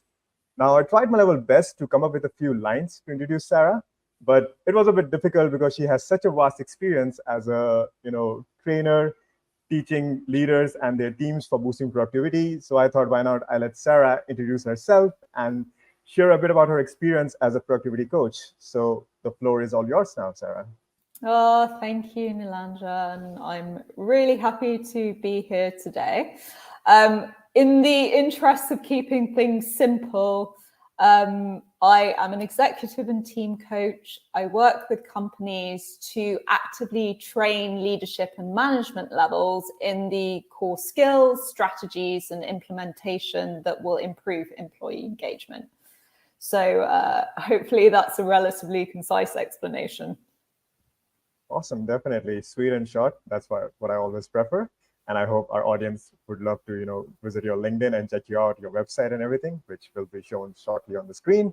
So let's dive into our session. And the first thing that I want to ask you is like the interesting choice of words that you shared with us before, when we were planning for this, which is, the symptoms that contribute towards poor employee engagement. So let's, start from there and maybe share your insights about this thing and this philosophy that you have. So I'd like to put this in context and start with some recent history. So I'm sure anyone listening to this heard about the Great Resignation. And in 2021 and 2022, obviously everyone was talking about it. And high turnover is a pretty clear sign that engagement is poor. So this trend started in spring 2021, and by the end of 2021, 47 million people had quit their jobs, and that trend continued into 2022 with 50 million more resignations. And although it might seem now that the tables have turned in 2023 and the Great Resignation is slowing to pre-pandemic levels, employers really shouldn't get comfortable about their employees being engaged. So actually in May this year, the US employee engagement rate was a pretty dismal 34%, according to Gallup. So there are some key signs that all is not well. During the course of talking about this, I will use the word resentment and resenteeism a lot, and that resentment and engagement terminology I use pretty interchangeably. But I love to put things in an analogy terms. So resenteeism is as it sounds like, and as you would describe it in, let's say, a romantic relationship context. So it sounds something like, hey, I'm staying with you until something better comes along.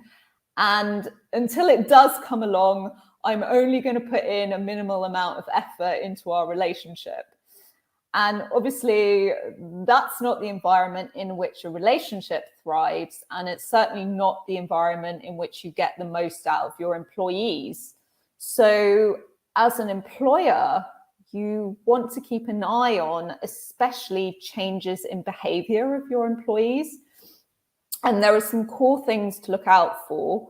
And those become especially concerning if employees have previously been conscientious. I want to add as well that managers need to be trained to look for these kind of things. So going through some of these symptoms, employees arriving late or leaving early consistently. So when people stop caring, they're much less likely to put in the extra mile. And that's kind of comparable to when an employee has handed in their notice, and during the notice period, they're pretty much disengaged. Another symptom is doing the absolute bare minimum required, taking long breaks and long lunches, as well as employees regularly calling in sick, otherwise known as absenteeism. So if you're noticing an uptick in people calling in sick, obviously barring any major pandemic going on, then that's a sign that disengagement may be affecting your company. Other symptoms, lack of enthusiasm. So this could manifest itself as apathy towards work, an unwillingness to contribute to group discussions or meetings, a lack of proactivity and therefore productivity. and a drop in quality of work and performance. So where people are bored and demotivated, that's where mistakes happen, deadlines are missed, balls get dropped, etc. One of the very obvious signs of disengagement is high turnover. So if people aren't engaged, they'll leave as soon as it suits them to leave. And if that's not now, that will be in the near future, depending on what's going on with economic conditions, etc. And the last point that I really want to raise is toxic behaviors. So where disengagement is rife, toxicity can and usually does exist. So this is where employees are actively speaking out against their employer, to colleagues and externally, and they could be treating members of their team poorly. So where employees are not engaged, and that goes to the leadership team as well, it gives toxicity more space to thrive.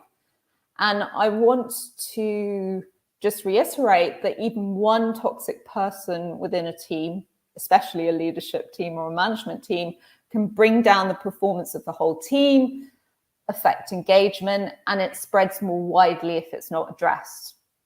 It starts to break down bonds of trust and therefore collaboration within a team.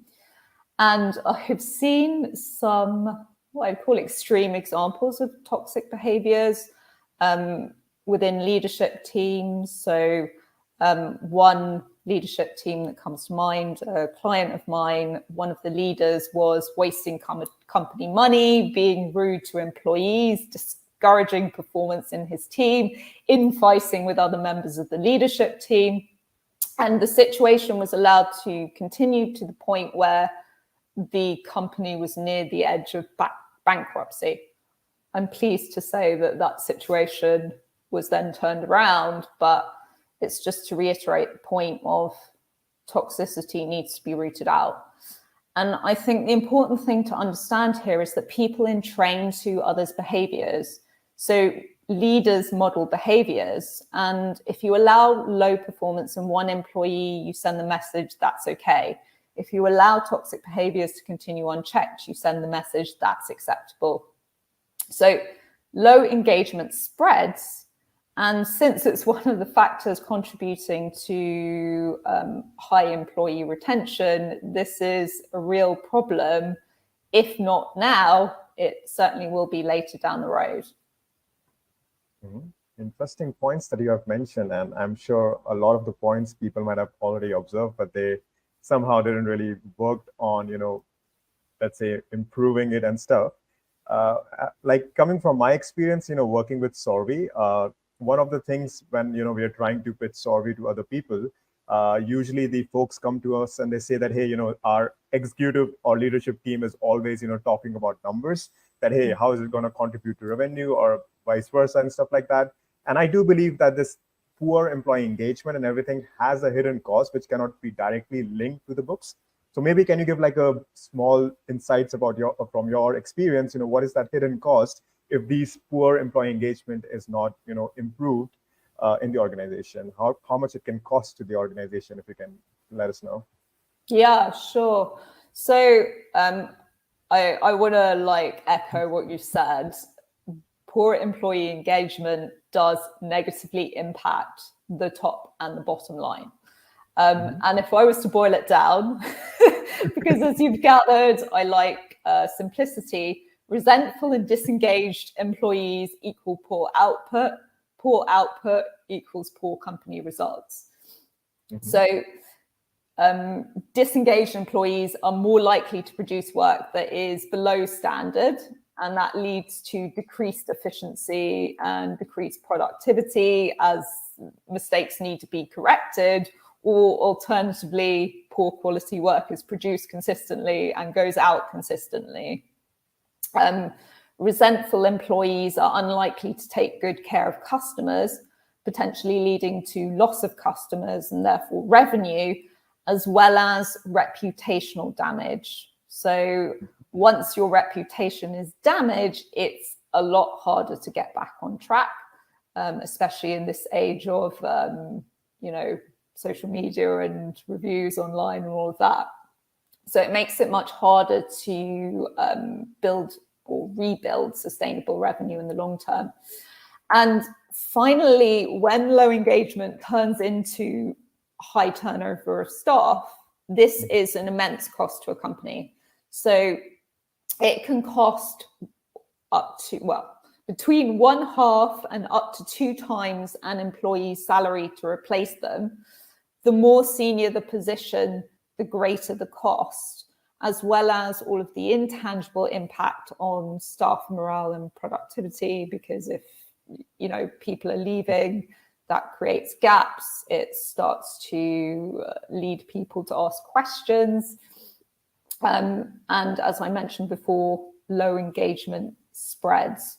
So to summarize, it affects top line and bottom line financial metrics. Interesting. I mean, I'm just going to repeat the last words, that poor engagement will affect your top line and bottom line, guys. So please put that in your notes or somewhere to keep that in mind.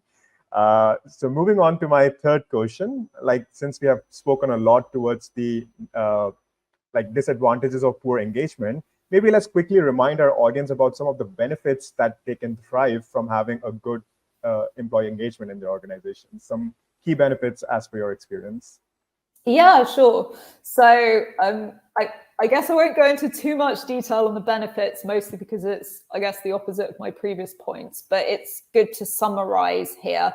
And I'm going to go into some key figures as well to also reiterate the point of it financially affects companies. So benefits of employee engagement. Decreased employee stress and burnout. So effectively that lowers healthcare costs that employers have to pay for employees, as well as reducing absenteeism. So interesting fact here, companies with higher engagement have up to 81% less absenteeism, according to Gallup. So that is, that's quite a shocking number there. Increased productivity, so up to a 17% increase in productivity in companies with high engagement, according to Gallup. Better customer service, improved collaboration. So just to also raise the point here that bonding with other people at work actually contributes to company loyalty and feeds into retention and a general sense of well-being at work, which ultimately impacts engagement as well. Higher revenue and profit, which what company doesn't want that? Yep, and better leadership. So managers have a big impact on whether employees are engaged or not at work. So where managers are engaged and know how to get the best out of their team, this filters down into engagement in general, and therefore results for the whole team and therefore the company. And another interesting fact, among publicly traded companies, those with the highest engagement showed 147% higher earnings per share than their less engaged company competitors, according to Gallup. And there's a book that I recommend. It's called Good to Great by Jim Collins. And he talks about something called level 5 leadership, because he did a study of all the highest performing companies. I think this was back in the 1970s or 80s. And he noticed among the highest performing companies that outperformed all of their competitors, they had level 5 leadership. And the reason why I raise that here is because where you have those kind of leaders, it has an overwhelming effect on improving employee engagement. Awesome. So thanks for recommending that book. I have personally not read it, but I will definitely check it out and see, because I'm always up for learning more about, how to improve the leadership and everything. So I will definitely check it out. And the final takeaway from this particular insights for you and everyone who's watching, that guys, good engagement will definitely help you in increasing your profits and revenues. So you can always tell that to your top management that, hey guys, if people are coming at work, it will lead to more productivity. And if they're happy, it will lead to more profits and revenue for us. So coming to my fourth question now, after having such a great, insights coming from you, and one new question pops my mind, that's how companies look at these engagement results with bias and how to deal with it. So that's a really interesting question, because it can be really easy to look at engagement surveys or even an increase in turnover and completely explain it away to say it's not really that bad. And in general, as humans, we're all very good at seeing what we want to see. So even if that were true and things aren't that bad, it's not a good idea to wait until something becomes a big issue. So where you see signs, I'd recommend you nip it in the bud. So giving a tangible example, one of my connections emailed me recently to say that he's been having a tough time with staffing and high turnover. And he had just kind of explained it away in the email, saying that he believes it to be the continued fallout from the pandemic, with staff choosing to refocus their lives. And essentially that explanation alleviates an employer from responsibility by saying, hey, it's not me, it's people choosing other things. But what was interesting was that in the same email, he also said to me that due to industry market conditions currently, that employees who had expected to be promoted or take on different responsibilities were now entrenched again into the day-to-day. So the reality is, when you need to go to ground, the side effect of this can sometimes be disengagement or increased staff movement or increased staff movement. If employees feel like they can't progress or they're regressing where they are. So if you are going to take that kind of route for a period of time, it's important that employees understand that this is kind of temporary.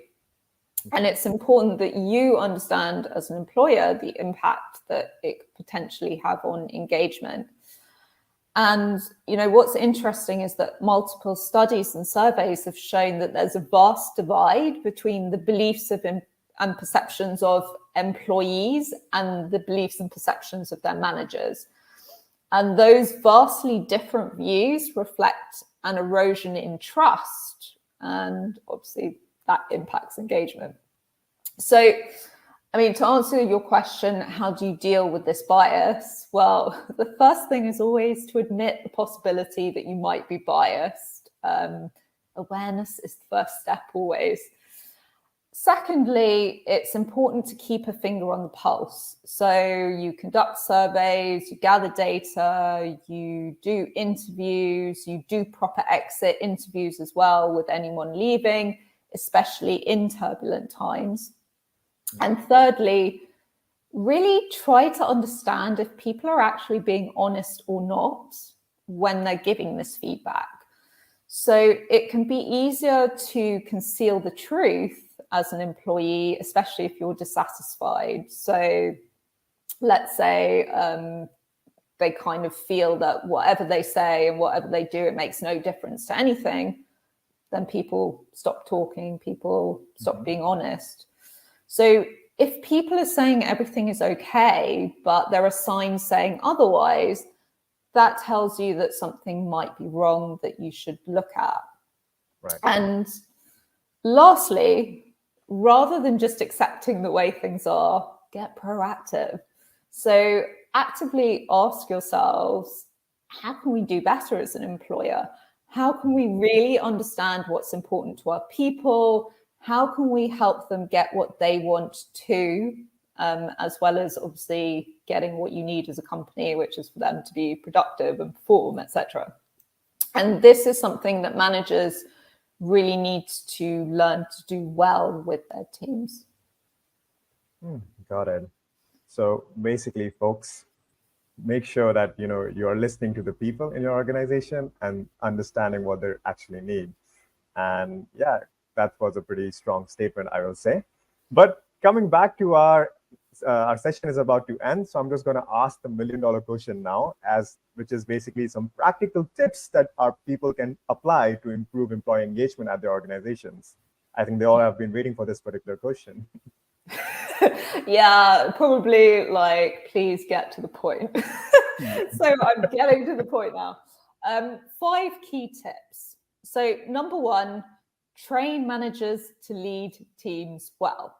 So often employees are disengaged or they leave because they feel unappreciated and unsupported by their managers. And sometimes, yes, it's because the managers just aren't doing what they need to do, but often it's because managers aren't adequately equipped to get the best out of their team and help them to perform optimally. And there's more to management than getting a list of tasks done by their team. There's also a difference between managing and leading, and it's the leadership part that will engage the people. So managers really need to be tapped into the individual motivators of their team, as I alluded to earlier, and trained properly in core skills like coaching, emotional intelligence, and effective communication. And specifically how to recognize and deal with the signs of low engagement so they can nip it in the bud. And if that happens, you have a far higher chance of achieving high employee engagement. So leaders, managers really need to be on board. Secondly, actively seek out employee feedback. So this can be done via multiple ways, via employee surveys or interviews conducted by HR or by managers to try to understand the root causes of resentment and disengagement. And exit interviews are also a really good opportunity for this digging. And if common issues are consistently raised by employees, it could point to core problems that an employer can work towards addressing. And I just want to give some words of caution here. So if employees are not really engaging in the feedback process, that indicates there's a problem in itself. So that could be psychological safety, they don't feel safe to be honest, or general apathy. What's the point? So there again, it's a clue that some investigation needs to be done. And it's very important to be seen to act on common feedback. So people see what you do, not what you say you're going to do. And when you're acting on that, communicate that you are acting on it so people know. Which brings me to the third point, which is open communication. So often employees feel unseen and unheard, and that breeds resentment. So some examples of open communication are regular communications around what action is being taken to address core problems. So linking into my previous point. And generally, instead of existing within a veil of silence, share open and honest company updates regularly. Because where people don't know what's going on, they will often create stories around it, and those stories may well be negative. So the other point here around communication is to really give employees access to management for the purpose of voicing frustrations and concerns. And I want to distinguish this from non-constructive complaining to a forum where people can bring things to the table so that constructive solutions can be found. And this is why management training and emotional intelligence development is important. And I just want to say a 1-year appraisal just won't cut it. So if you wait a whole year to speak to your people, then if things have been going on during the year, the damage is already done by that point. Number 4, offer development opportunities for employees. So development frequently comes up on Gen Z's employer wish list. Boredom and lack of challenge contribute to disengagement.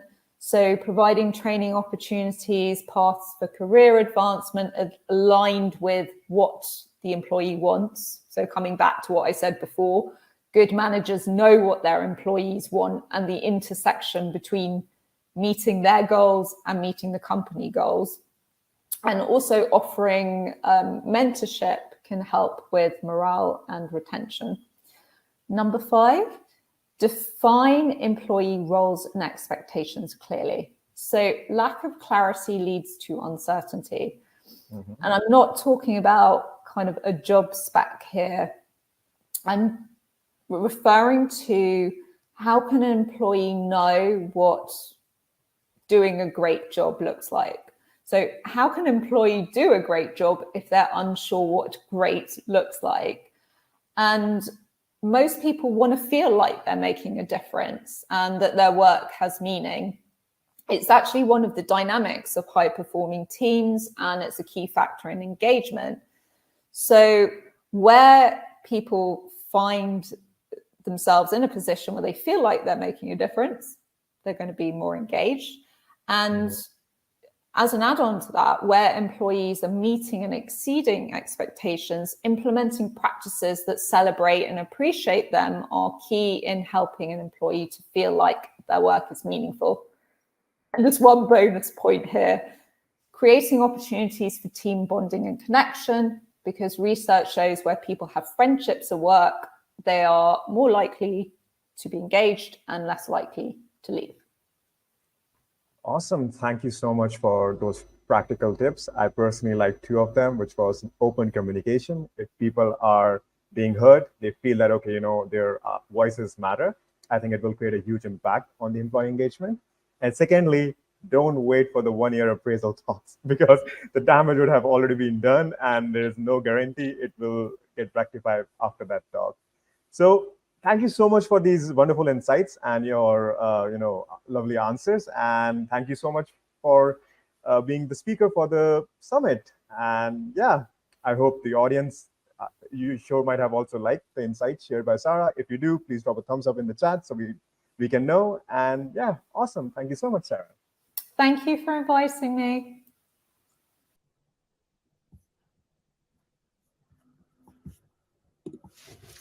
Hi, everyone. Welcome again. We are here again with a very, very important topic. We're going to be talking about promoting women's health at work, beyond the desk applications. Since it's a very neglected topic in the workplace, we really wanted to highlight with this session, and by welcoming one of the pioneers in this topic in women's health. We have Tatiana here. Hello, Tatiana, welcome. Hello, Begun. Thank you so much for having me here. Great to have you. So great. Thank you. So Tatiana, you are the founder of EV by Healthify, and you've been one of the MIT Innovator Under 35 in LATAM. I know that you have a lot of expertise in women's health applications, especially that can be embraced in the workplace. Today, we are very, very excited, and we are looking forward to hearing from you the best practices, and first of all, why women's health is important in the workplace and what can be done to increase the engagement. So floor is yours. Thank you. Okay, thank you so much. I know that this is a very strange topic that we start talking inside the workplaces, inside these kind of environments, but it's very important, as you say, like to start talking about this. So yeah, I would like to start like talking a little bit about me. Like I'm the co-founder at EV, but also I'm a physical therapist, and I have more than 5 years of experience working with digital health, with telerehab, and this can lead us to be the MIT Innovators Under 35 in Latin America. And we have spent the last 5 years learning about digital health, learning about how telerehab and women's health can help or can be implemented in the workplaces. So this is not just about health, but it's also about breaking barriers inside companies and the corporate world. So first, I want to talk about this huge problem. It's about us, like 75% of women will experience a pelvic floor dysfunction at some point of their lives. But sadly, it will take around 6 years to seek for help. And this is a huge topic, right? This is very important. Now we have these other problems, like for example, we have 45% of women that they experience pelvic floor pain, very chronic, and this can reduce their productivity at work. So that's why it's also very important to start talking about this topic. 25% of women on the they consider leaving their jobs because of their problems due to postpartum, pregnancy, and so on. So if they don't have like a treatment for that, they will leave their work. And 28% of adult women, they experience painful intercourse. And now I will explain a little bit why is this topic important in the productivity at work. So we know that pelvic floor, we all have pelvic floor, but sometimes we don't know where is it, why is important, and what we do need to talk about this topic. So I will start about talking about what is pelvic floor. This is a group of muscles that they extend around our pelvis and our coccyx, and you can imagine that they are like a hammock, and they are holding up all the organs, such as bladder, such as bowel, such as uterus, and they are inside our pelvis. So these muscles are very, very, very important because they can prevent incontinence, they can prevent prolapse, that is when the pelvis muscles or the tissues, they can no longer support these organs, and they will have some damage and some different appearance in our pelvic organs. And also this causes one or more pelvic organs, muscles and tissues to be weak and damaged. And this can, back, can you go back? And this also, it's very important to the sexual function for women. And the pelvic floor can be weak because of pregnancy, as I said before, because of childbirth, because of obesity, and they can strain also because of constipation that we never related to that. And you can have problems with your bladder, with your bowel, or with your sexual function when they are weak or when they are working slow or not very good. So not having a strain in our pelvic floor can lead to affecting our quality of life in a daily basis. And this can affect also women that doesn't have children, right? It's not just for women that are pregnant or after a childbirth, but also you can have painful periods or endometriosis or PCOS. There are conditions that are so common, but they are not normal. So it's important that all women have this kind of common conditions and symptoms, but they are not normal and they can be treated, right? So I want to start talking about some conditions that they are very different for men. So that's why we are talking about this topic, because we have different anatomy, we have different body structures that make us suffer from different conditions than men. In that case, we have 3 different conditions. The one that affects exclusively women, the ones that are predominantly affecting women, and the ones that are differently in women. So the first one, it's for example, pregnancy and childbirth. These are, of course, experience that just women can experience, or just women can have. And for example, during pregnancy, we have some changes in our body, and this can make our pelvic floor very weak. And also this can lead to issues such as lower back pain, urinary incontinence, abdominal weakness, the pelvic organ prolapse as well, like when these organs, like the bladder, the uterus, or the rectum, they cannot, or they descend into the vagina, and this can result for weakness into the pelvic floor tissues and muscles. And these conditions affects approximately 55% of women who have given birth. On the other side, we have the predominantly conditions that they affect, for example, endometriosis, that is when the tissues growing outside our uterus, or we have symptoms such as pelvic pain, a lot of pain during menstruation, infertility issues. And for example, on average, it takes around 7 to 8 years for a woman to receive a diagnosis of endometriosis. So you can imagine living 6 or more years with this kind of pain, and you don't know what is happening in your body, and then you have to go to work and you feel very sick, but no one can understand or relate why are you feeling like this, right? And another condition are the PCOS as well.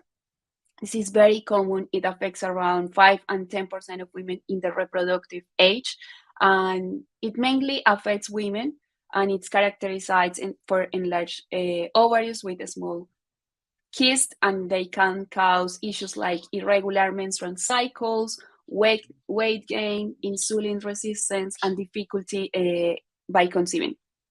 And the last conditions are for example, the conditions that they manifest differently in women. That means that we have different symptoms than men, so they are more difficult to prescribe or more difficult to diagnose because they don't know what is happening to us. For example, we have heart attacks that it's very different because we have some other different pains than the symptoms that men are having. So imagine, can we go to this? You can imagine a typical work day when you have deadlines, you have a lot of meetings, you have responsibilities, and also you are dealing with this kind of pelvic floor dysfunctions that I was talking before. So that will include like pelvic pain, bathroom discomfort. So you have to stand up like every 10 minutes to go to the bathroom. That will be very uncomfortable for you and also for your colleagues because you're always going to the bathroom. You will have urinary incontinence, for example, and so more or many challenge that you will experience if you have this kind of condition.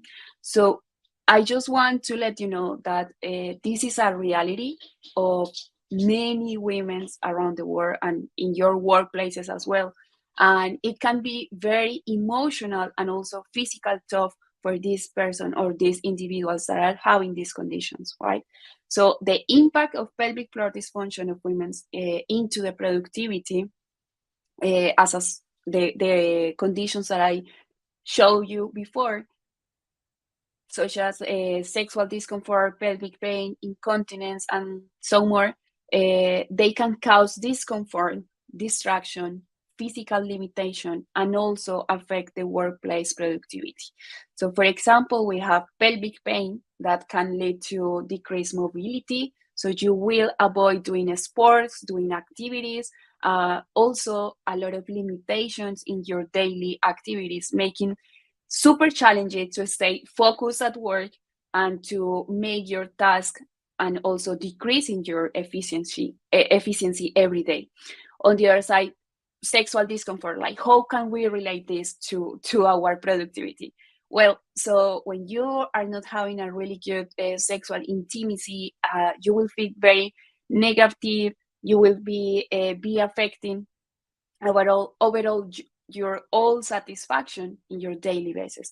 And on the other side, the urinary incontinence can also be result very, very embarrassment, and it can decrease your self-esteem, and it can limit your physical activities also just because you have fear to losing pee, right?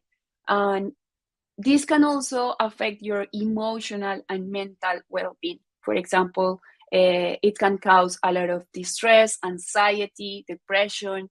You can experience frustration, irritability, mood swings due to chronic pain, or the impact of the sexual life and reproductive lives.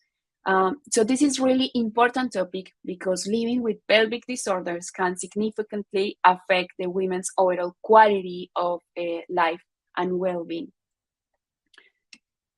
So how can we make workplaces more inclusive and more adapted for individuals dealing with pelvic health issues? Well, so we can promote inclusiveness by recognizing that pelvic health problems can affect us, can affect a lot of our female team, and also you can give them like some kind of employees, you can give them some kind of benefits that they are working for specifically that issues that we just have, right? So for example, you can give your employees the care that they deserve. You can support every stage of our lives. Just focus on the pelvic health specialist, for example. We have different stages. I just put it here, like they are 6, for example. You can give some programs for pregnancy preparation, also for postpartum recovery, how you can help your female women, your female employees to return back to work after giving birth, right? Because it's not easy. They have such as a different life, different routines. So how you can help them go inside the office again, but in a really good way. You can also help in the sexual health, pelvic pain, start talking about these conditions inside companies, because the problem inside companies is lack of knowledge. Most of the women, they don't know what kind of conditions are we suffering, and that we don't need to suffer in silence, alone. And it's really important to start talking about this. Also, during menopause, we have hormonal change as well. It's a topic that we never talk about it, but it's really, really, really important. So yeah, on the other side, like this is a way like how you can give help to your female employees in the workplaces. They can complete a short questionnaire, for example, with us. They can meet with physical therapist expert. Now it's really easy to give these virtual assessments, and also they can start programs in their workplaces. They don't need to move outside of home, and they can start treating their pain and being more productive at work. So what benefits you will have by treating this kind of conditions? The first one, can we go to the next one? Okay, so the first benefits that we can have for our teams, it's like women have a specific health needs. We all know that, and it should have access to appropriate services and treatments. So by promoting equity in the work environment, you will create a very supportive and inclusive environment where women feel very valued. They feel that they are cared, and you can empower them to address these pelvic floor issues and concerns. On the other side, you will improve productivity of the female team. When women have access to adequate healthcare, you can improve their health and productivity at work, but also in their personal life. Investing in women's health initiatives also can contribute into overall cultural of wellness. So that help you to promote employee engagement, satisfaction, and also retention in your company. And also by preventing this and treating all these conditions in an early stage, company can save in healthcare costs and treatments that can be avoided. So in addition, you will reduce indirectly the costs such as lost work days, for example. So yeah, we all understand that women and men, we have different needs. And when it comes to health and access to resources, we need to tackle also these issues. So we can create an equity and very inclusive workplace with the strategies that work for all of us. We go next. So yeah, I actually the message of this topic of this webinar, it's trying to change the narrative inside of the workplaces. And yeah, we would love to connect and also to help you if you want to tackle these issues inside your companies. Well, oh, I was muted, sorry. That was really great, Tatiana. I didn't know, and it's really shocking the fact that how common the pelvic disorder is, and it affects directly our workplace performance or normal interaction with other colleagues, the way how we act during the office hours, or even if we work from remotely, it affects our work at the end. And the first part of it, the first phase is actually knowing what's going on with your body, and having a supportive environment where your needs are heard, your needs are known before you know, actually, is even better. This is how we describe employee experience. The companies, workplaces are places that actually know the needs beforehand. The employees will even notice their needs. This is how we are trying to shape employee experience as well. I think that you shared great insights about, first of all, how to understand as individual and as companies what's going on in women's health, and then how to strategize and how to initiate some programs based on the life cycle of every individual. And again, I think it's really links to the personalization of employee experience that companies are providing, because as you said, like in early stages of life, when a woman is younger, then there are some other needs during pregnancy, different during a menopause cycle, totally different needs in the workplace.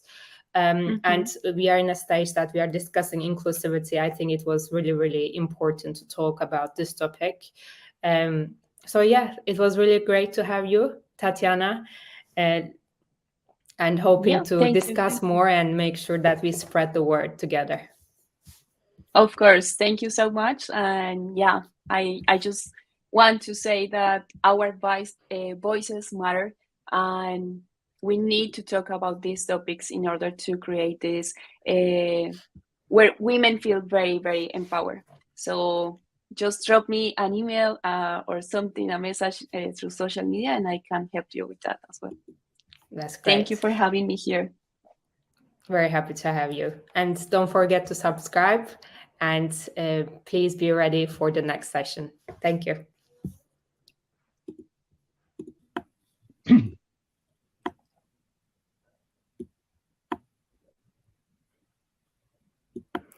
Hi everyone. Hi Ramiro. Welcome and thank you so much for joining this next session. So Ramiro, he's Sustainability Director at Achieve Spain. So it's really good to have you here.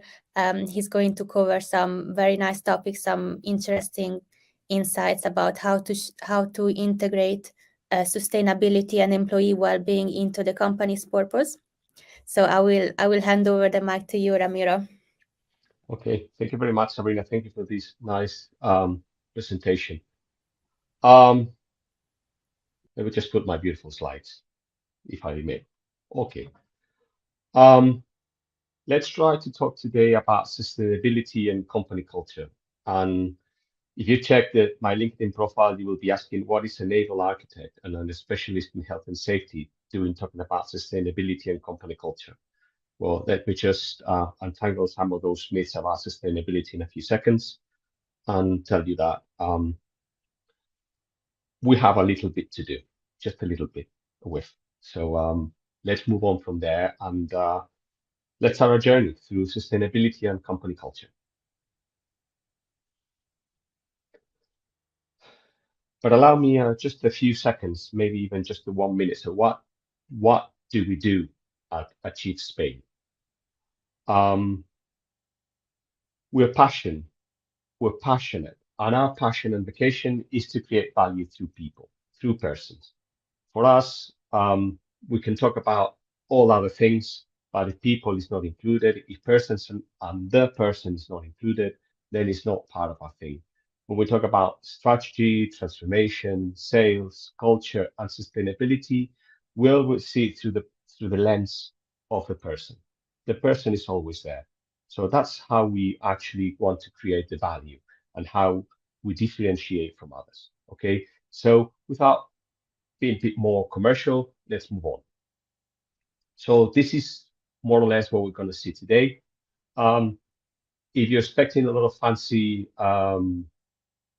slides, then this is not your presentation. I don't like PowerPoint. I only use the slides to remember what I have to say. So you'll have to listen. And at any point you want to throw any questions, I will try to answer them at the end. So just throw them and we will try to answer. So there's kind of 5 things I would like to kind of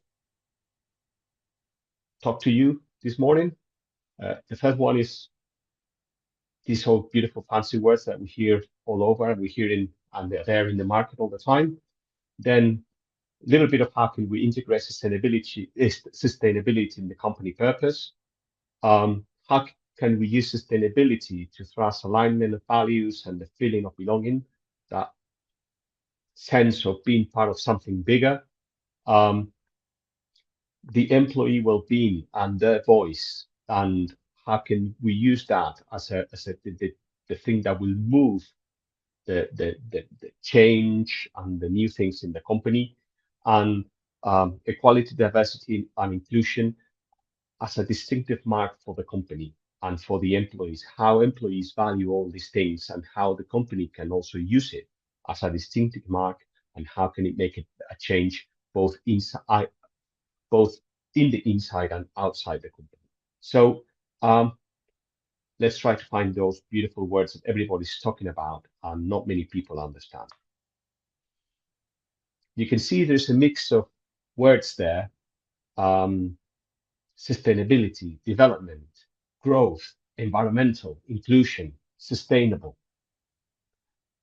I bet with you that if I ask most of you about sustainability, your first thought will be a tree or biological food or climate change.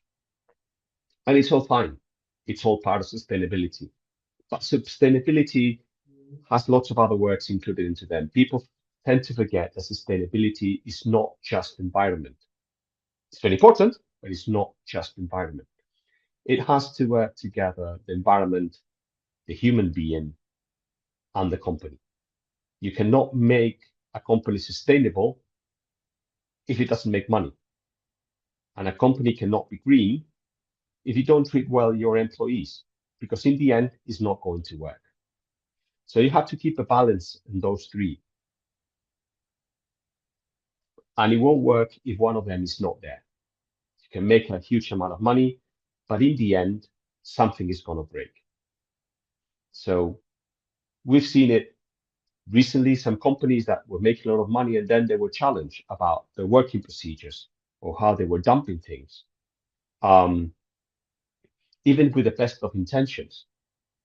I don't have the video here, but just go down to YouTube or whatever other place you want to go and look for Lego and Shell. They had this beautiful joint venture. They were going to boost each other. And what happened? A non-governmental organization, NGO, made a video about Lego being the culprit of having the Antarctica full of oil. So that was a bad communication issue for both Shell and Lego. So beware all those things that may happen. Okay.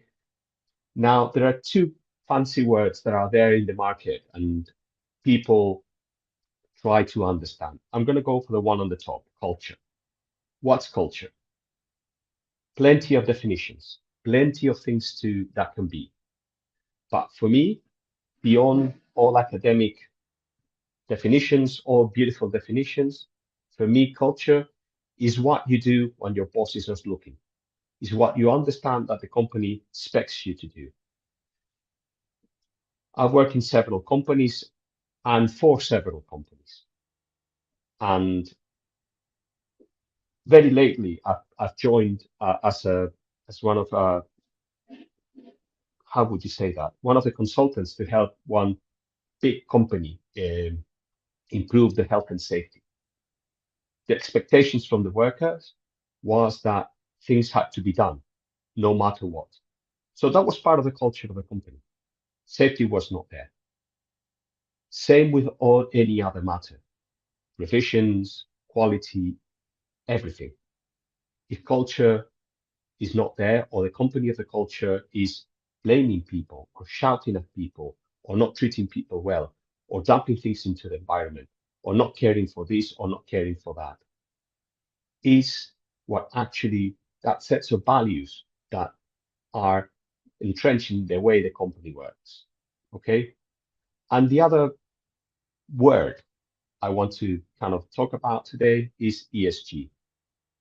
ESG is the sustainability, what ISO 9001 is to quality, or what ISO 14001 is to environment. Is a way to measure, is a way to manage. Well, not really to manage, just more to measure. So it's quite important that we understand that ESG are metrics. Okay, they measure how sustainability is working in your company. So they are not equivalent terms. They are not one and the same. They are 100% related. You can't have one without the other and the other without the one, but they are different. And it's important that we understand so, because as with all systems, as with all measuring systems, you can play around with it and putting numbers to things. Well, we all know. Let me just go a bit further. How can we integrate sustainability in the company purpose? So what is the company purpose and why is it so important today? What is company purpose?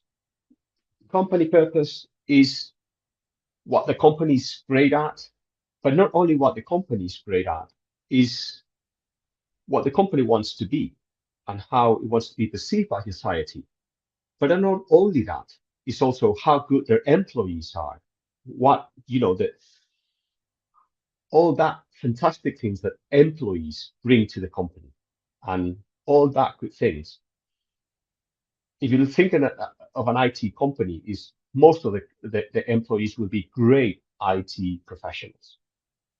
But that will not be all. There's lots of back office or all the other things that the employees are very great at. And that will make the company purpose as a wholesome thing. So that's the kind of thing that we're looking into purpose. But more important, why is it so important today? We'll see that in a second. But the younger generations want to see and want to change the world. They think that the older generations have messed around with lots of things and they want to change things. And they want to change things with a purpose. They want to go to a company that actually allows them to thrive, to change, to move. And we have lots of other things. And how can we do that? Well, one of the things I've seen when I've had to help companies integrate purpose and sustainability is impact and materiality. Impact is what impact that the company has both inside and outside. We will see a bit more in a few minutes, but what's the point of trying to do certain actions that have no impact whatsoever in the company or outside the company? Example, I worked for a solar panel company, okay, and they were very good, very nice. And when they went to do corporate social responsibility, their best idea was to go on and plant some trees. Fine, very beautiful, but what has that to do with your company or with the people around the company or the place you're living or the place where the company has any impact, or to the environment near the company, or to the people for which the company has an impact, both employees, customers, or suppliers? Okay, so then we will go to the things of materialities. Materiality, in the end, if you're European, you will have heard the expression double materiality. If materiality is, in the end, where does the company have an impact? Both the company to the outside and the outside in the company. So if you don't have that in the purpose and use one or the other, the impact will be lower. So your sustainability, or the way you manage your sustainability, both economic, environmental, social, and economy, if that impact is very low, then you will not have integrated sustainability in your company purpose. And so your double materiality will have very, very low impact. And you will see once you do your assessment of that.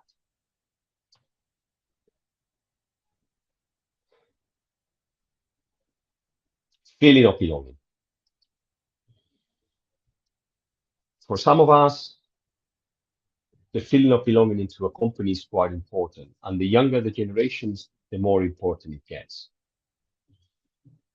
Many people in our parents' generation will just go into the company and work there forever.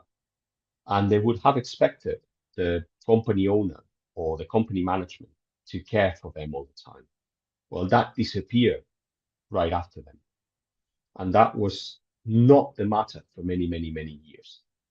It became more the corporate structure in which the company owner was diluted. And it's fine, it's a good way, nothing against that. But also diluted the feeling of belonging, because there was no one actually really directing the way. We are now seeing a go back into this company owner that sets the values. We've seen with Amazon, and we've seen it, for example, with Tesla, and all these huge company men that drive the companies and move the things. But that's very, very nice. But how can we look into making that change into this newer generation have that feeling of belonging? Well, if you look into the generations and how they've changed, it's very funny, because one of the things that we're seeing more and more and more when you look into the generations is again shorter. Up until very recently, generations were 20 years. More than 20 years? No. Less than 20 years? Very unlikely.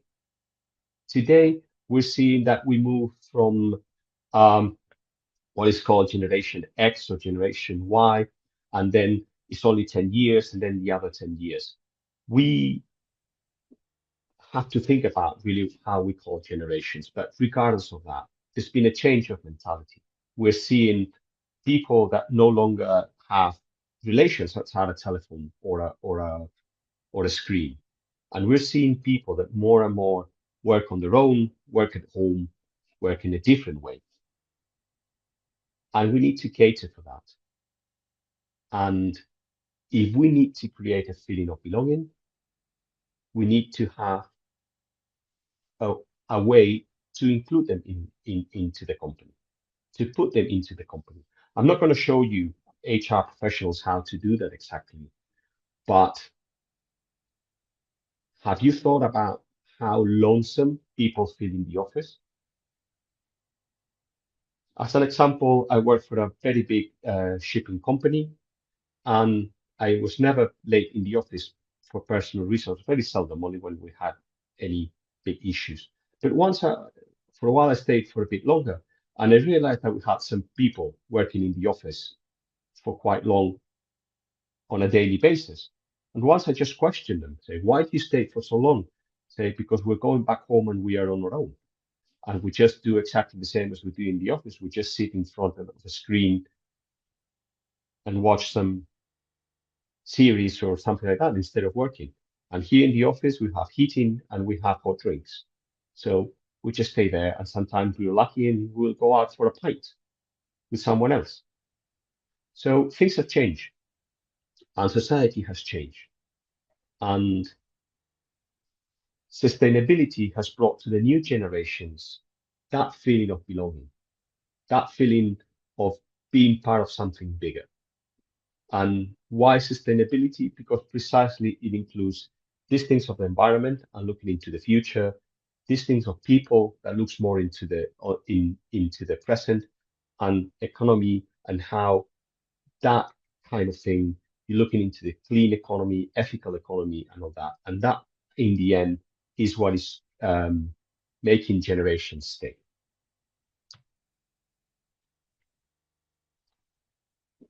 Now, well-being. I've touched very lightly on that in a few seconds ago. I'm going to kind of have to move a bit faster now, although I didn't want to. Why the great resignation right after COVID? Just look on the left-hand side, and you can see what happened with France Telecom and the huge amount of suicides just because of overpressure. How the big four audit companies were fined because they were overworking their juniors, and they were almost taking them to the verge of nervous breakdowns.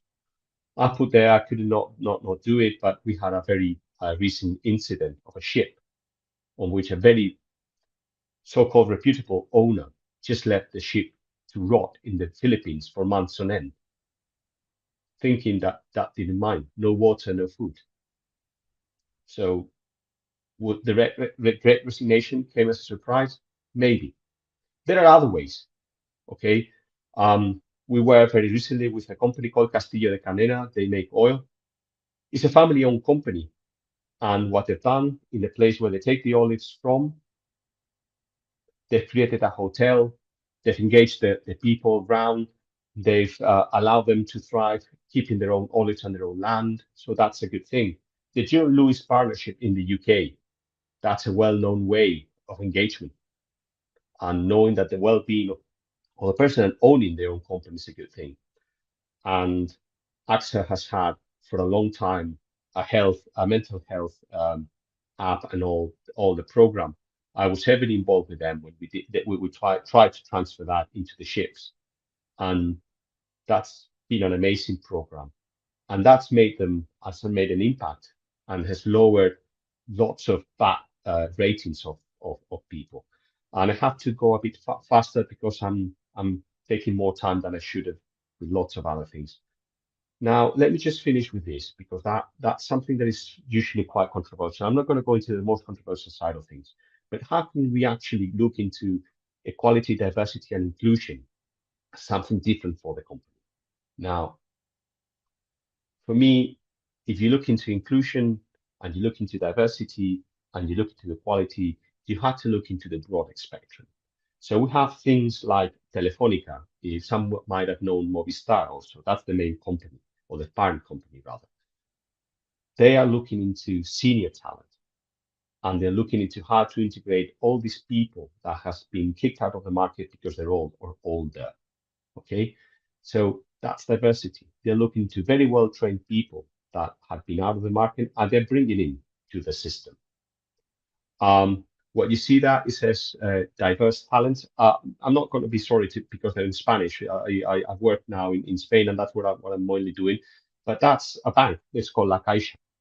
And they had this program in which they take different talents. They got people with autism, and they use them for data management.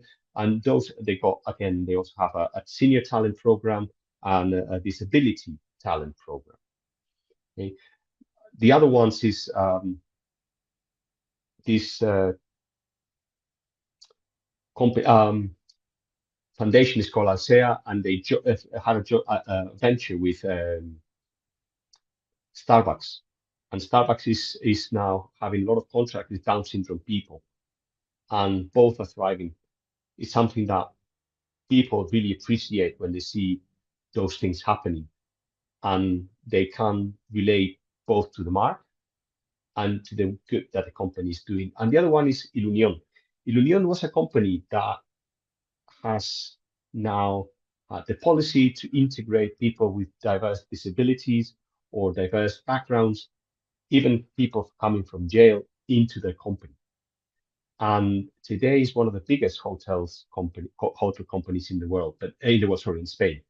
But not only that, they've gone into security and other things, and street sweeping, all that kind of things that you get into the cities, and they're thriving.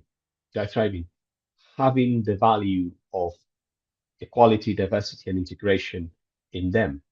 So people, when they go into a hotel called Ilunion, they have this brand in them that says these people are doing a good thing. So they are choosing them. In Spain, they're getting better and better, and they getting more and more notice. And when you go anywhere, now they have some very good agreements with bigger companies because they're doing a good job. So that's the other thing in which sustainability, that is part of the people, or people's part of sustainability, we can change. And I don't want to take more of your time. I will be open for any questions. That's what we are. We really, as I said, value people. Thank you very much for your attention. Thanks, Ramiro. It was very insightful and very interesting. I loved how you explained that there has to be a balance of all of these different factors. It's not just culture, it's not just well-being. There has to be a balance of all of these different factors to keep the company sustainable. So I think that was super insightful. So thank you for that. Thank you, Sabrina, for having me here. Thanks. Thank you.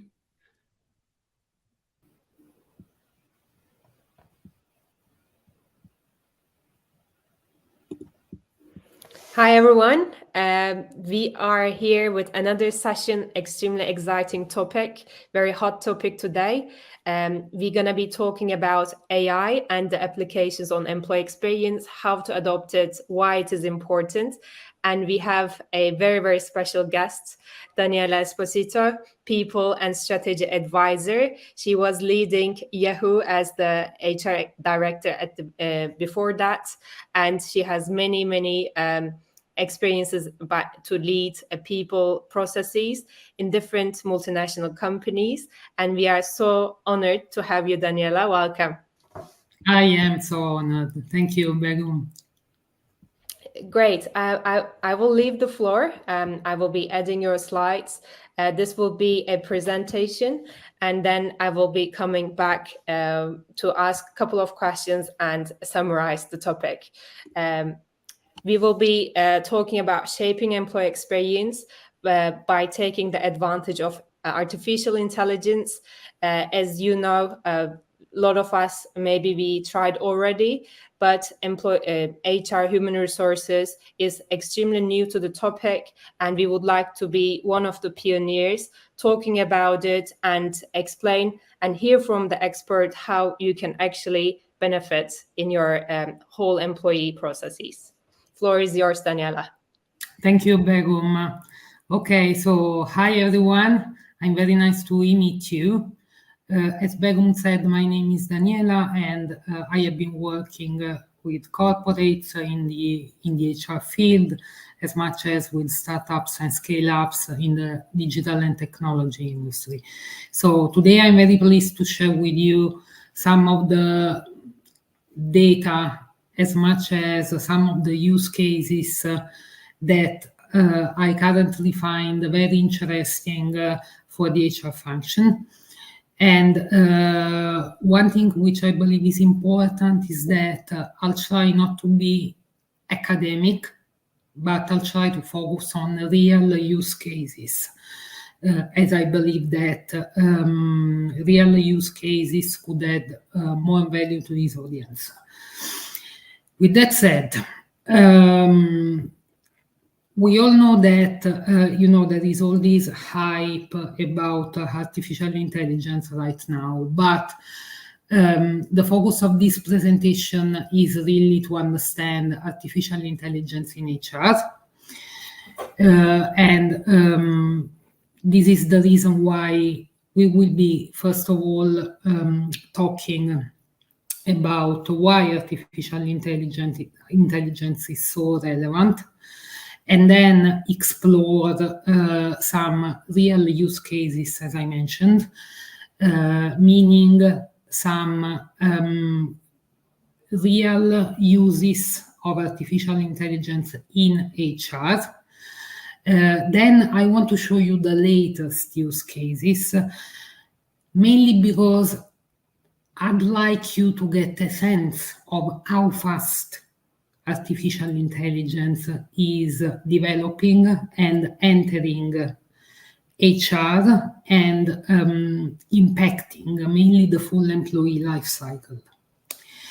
And then for those of you which not only are curious about artificial intelligence, but for those of you who are really wondering, okay, great and amazing, but where do I start from if I want to, to jump into this game? And then this is the last topic that we will be covering. I'll try to provide some little tips to you to get started. All right, so first question is, why should we care about artificial intelligence, aside from the fact that everyone is talking about it? Okay, we know that, every now and then some things are really hot. Everybody's talking about it. However, some then end up being really relevant. Some others end up being, less relevant, let's put it this way. Now, artificial intelligence is really relevant and is here to stay. Why am I saying this? I'm saying that we should really care about it because, first of all, in the past 5 years, the number of companies that have been adopting some kind of artificial intelligence solution, at least in one of their function, has been doubling down. However, it has been, quite stable in the past couple of years. Still, it is extremely relevant because right now 50 to 60% of companies are using some sort of artificial intelligence tool. And this is not me saying it, of course, but it's coming from a very in-depth study from McKinsey related to year 2022, by the way. Meaning that for year 2023, we may well expect this percentage to have increased further. So first reason is stay on top of things, okay? Make sure that your company is not left behind in terms of artificial intelligence. Second reason, as certain companies in particular, but in general businesses, are putting lots of money into artificial intelligence, developing lots of applications. This, of course, is increasing the impact of artificial intelligence overall on the global workforce, and very quickly. Okay, so the impact that artificial intelligence has on the workforce, on the employees worldwide at the moment is extremely significant. Third reason is that, very important reason, as an let's say, HR person, which was grown in an HR business partnering model, I've always been talking about HR adding value to the business, okay?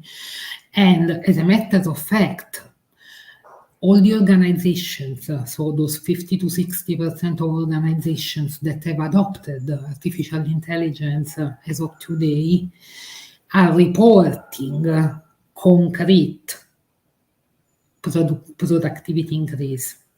both in terms of cost decrease and in terms of revenue increase.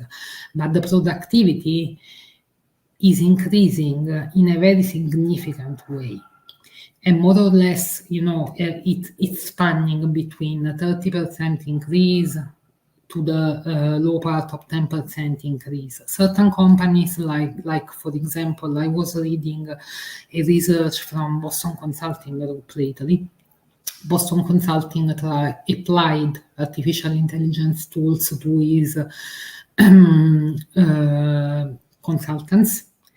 And what is really amazing is that the group of consultants, which by the way were not the most performing consultants across the organization, was able to increase productivity by 40-something%. Okay, so we are talking about a significant impact on the business results. Then one other important point is that not only AI is growing, but is developing itself, meaning that right now it's not only a matter of developing a new AI, but AI starting to build better AI. And this, of course, will further accelerate the progresses of AI tools. In terms of, HR function, okay, having this context in mind, in reality, okay, do HR understand the importance, the relevance of this, and is it using it? Now, I was pretty surprised, and again, this is 2022 data, I was pretty surprised, forgive me for that, to realize that HR is currently using it. HR is currently playing quite a significant role across organization in terms of using AI tools. Okay, you can see it from this table.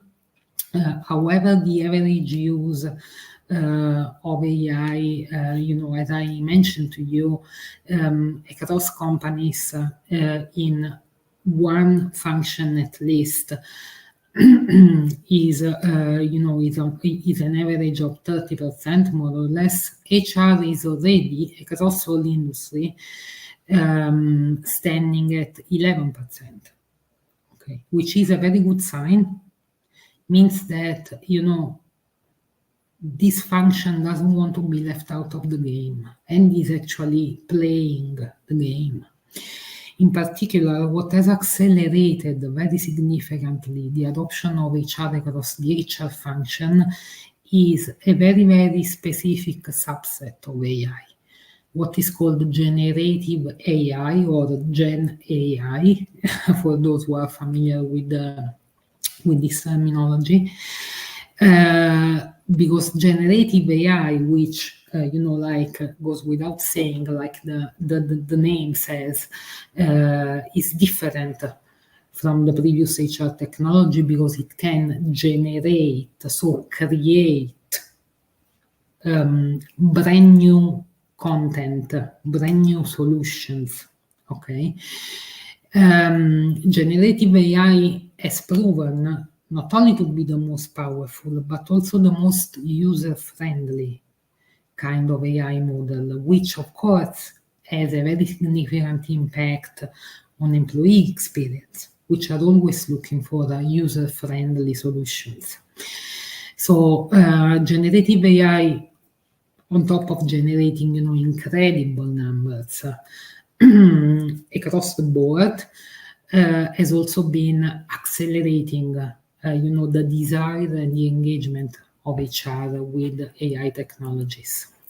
Okay, I think that I hope that I gave you enough theoretical kind of information. But how does this translate into real use cases? How does it really impact employee experience? Let's see it.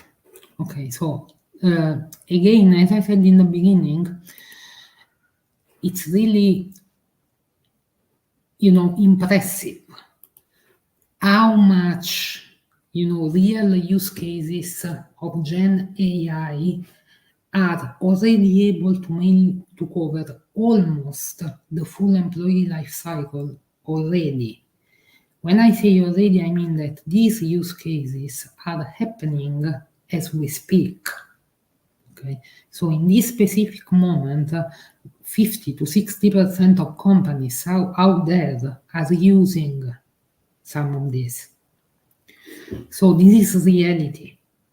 Okay, it's a reality which starts even before employees are joining our companies.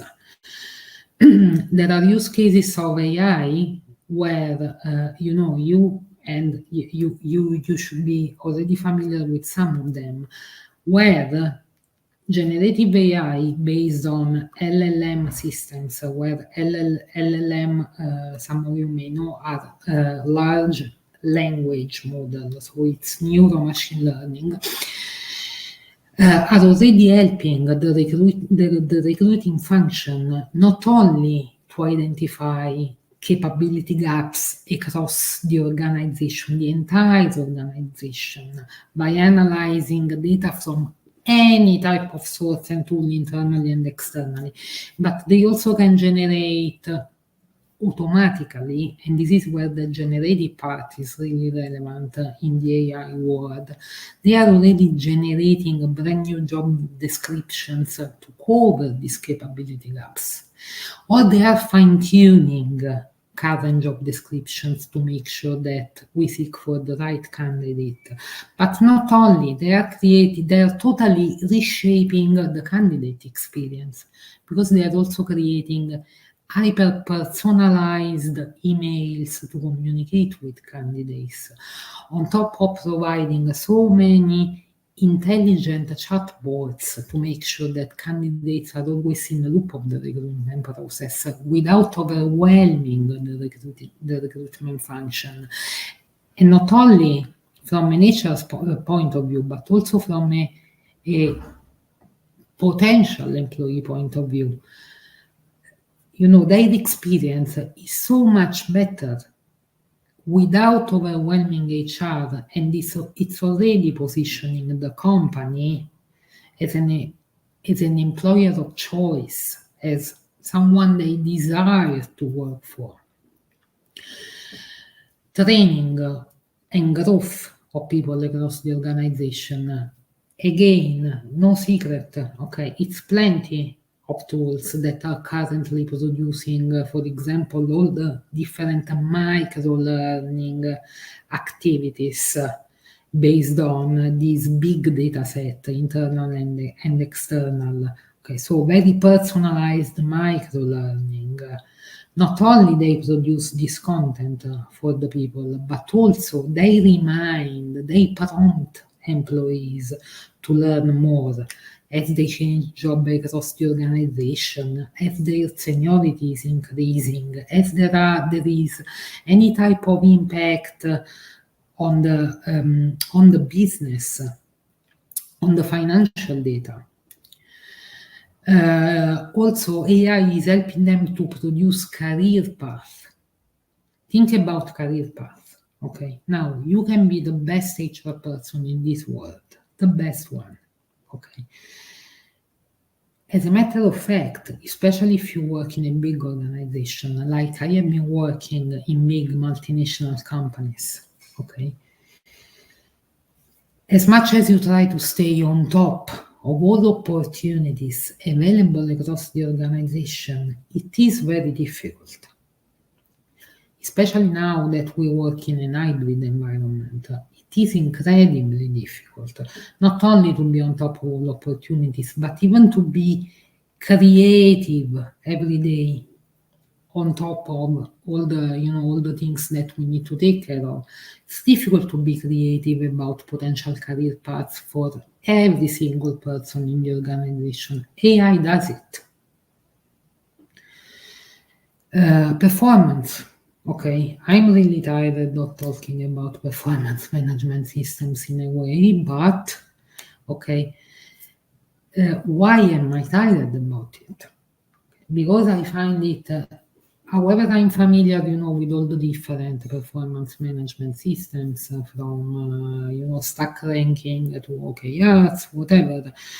As a matter of fact, is a big piece of work, especially collecting, all the information, connecting all the information to provide the proper performance feedback. AI does it. It does it. Okay, so it helps you to take an holistic view of the performance across your company and outside of your company, maybe for the same type of role, maybe for the same department, and so on. And it helps you also identifying why certain people are underperforming and how they could improve their performance. I'll give you for an example. Now, I don't remember which company it was. I don't remember, but they had, a Gen AI tool implemented into the performance management system, and they realized that those teams, those groups, either project group or really departments, which were underperforming the most in the organization, were all those groups above 5 people. Okay. Now, of course, there is a lot to say about why groups above 5 people, were underperforming. Was it a managerial issue or whatever? Okay, but as a matter of fact, they were underperforming. Every time they were going above and beyond 5 people. So the organization addressed this, broke the groups into smaller teams with a very significant impact on performance of the people and of the organization. Then again, paying and promoting. There is so much AI can help you with, like identifying all paying inequities without you having to run Excel. Building executive compensation packages. Helping you to decide, to understand who is really ready for promotion. Really ready for promotion, not only because the person is the most senior in the organization, okay, but because has a number of characteristics that put him or her, in the right place for promotion. Engaging and retaining, okay, engaging and retaining because, again, bridging together so many data, you can pull out, for example, all the top factors that are impacting turnover in your company, which may not be those factors which you see in engagement surveys. Or maybe the same factor, but maybe they are not related to what you think they are related to. Maybe they are related, to a particular role or a job category. And Gen AI also helps you to turn these into concrete actions that you can put in place to address this. And of course, overall optimizing the full employee experience from self-service, HR self-service for employees to, development plans. So there are AI tools that help employees building their own development plans, presenting them the different options to grow, what are the skills gap they have to close, how they can close them, what is the micro-learning, how they can check if the micro-learning work, who they should talk to into the organization. Everything based on millions of data, which you could never ever process by yourself. So I hope, I was able to give you a bit of additional understanding about the real use cases. And what is really impressive is that just looking at the last 1 month, 30 days, more or less, just looking at the past 1 month, there were so many companies, either developing or launching some Gen AI tools and features in 1 month only. I'm talking about major Gen AI features and solutions in 1 month. So imagine next month, okay?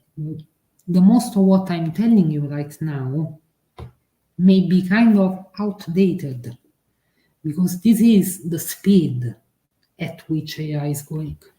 Okay, and I have put here some examples, and rather than discussing all of them, I want to honor our host for this conference, which is Sauri, where, by the way, I'm also sitting on their advisory board, so I'm really proud to see that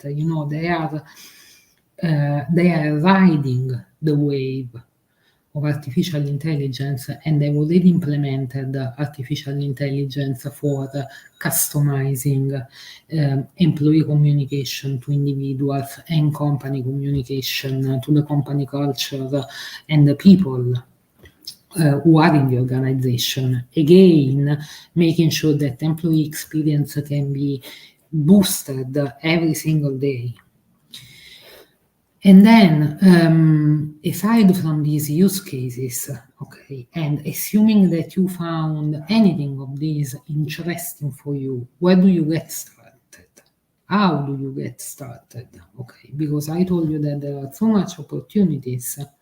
There is so much opportunity and so many opportunities that you may be a little bit confused about where to start from. Okay, now what I believe is very important when you think about starting an AI project, because remember, this is a technology project, right? First thing is don't try to catch too many birds with one stone, okay?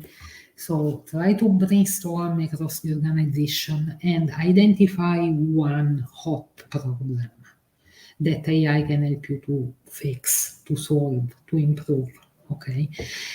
Then don't even move if you don't engage with your IT department.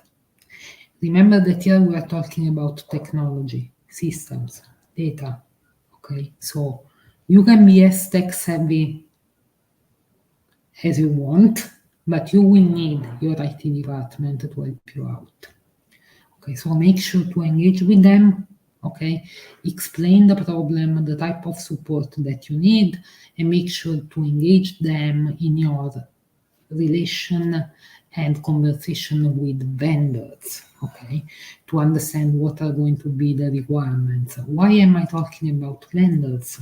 I'm talking about vendors because, as a matter of fact, you may need multiple vendors because no vendor so far has built a full Gen AI centric system. Okay, so you can get different functionalities from different vendors, but not only, also because AI is costing money for implementation.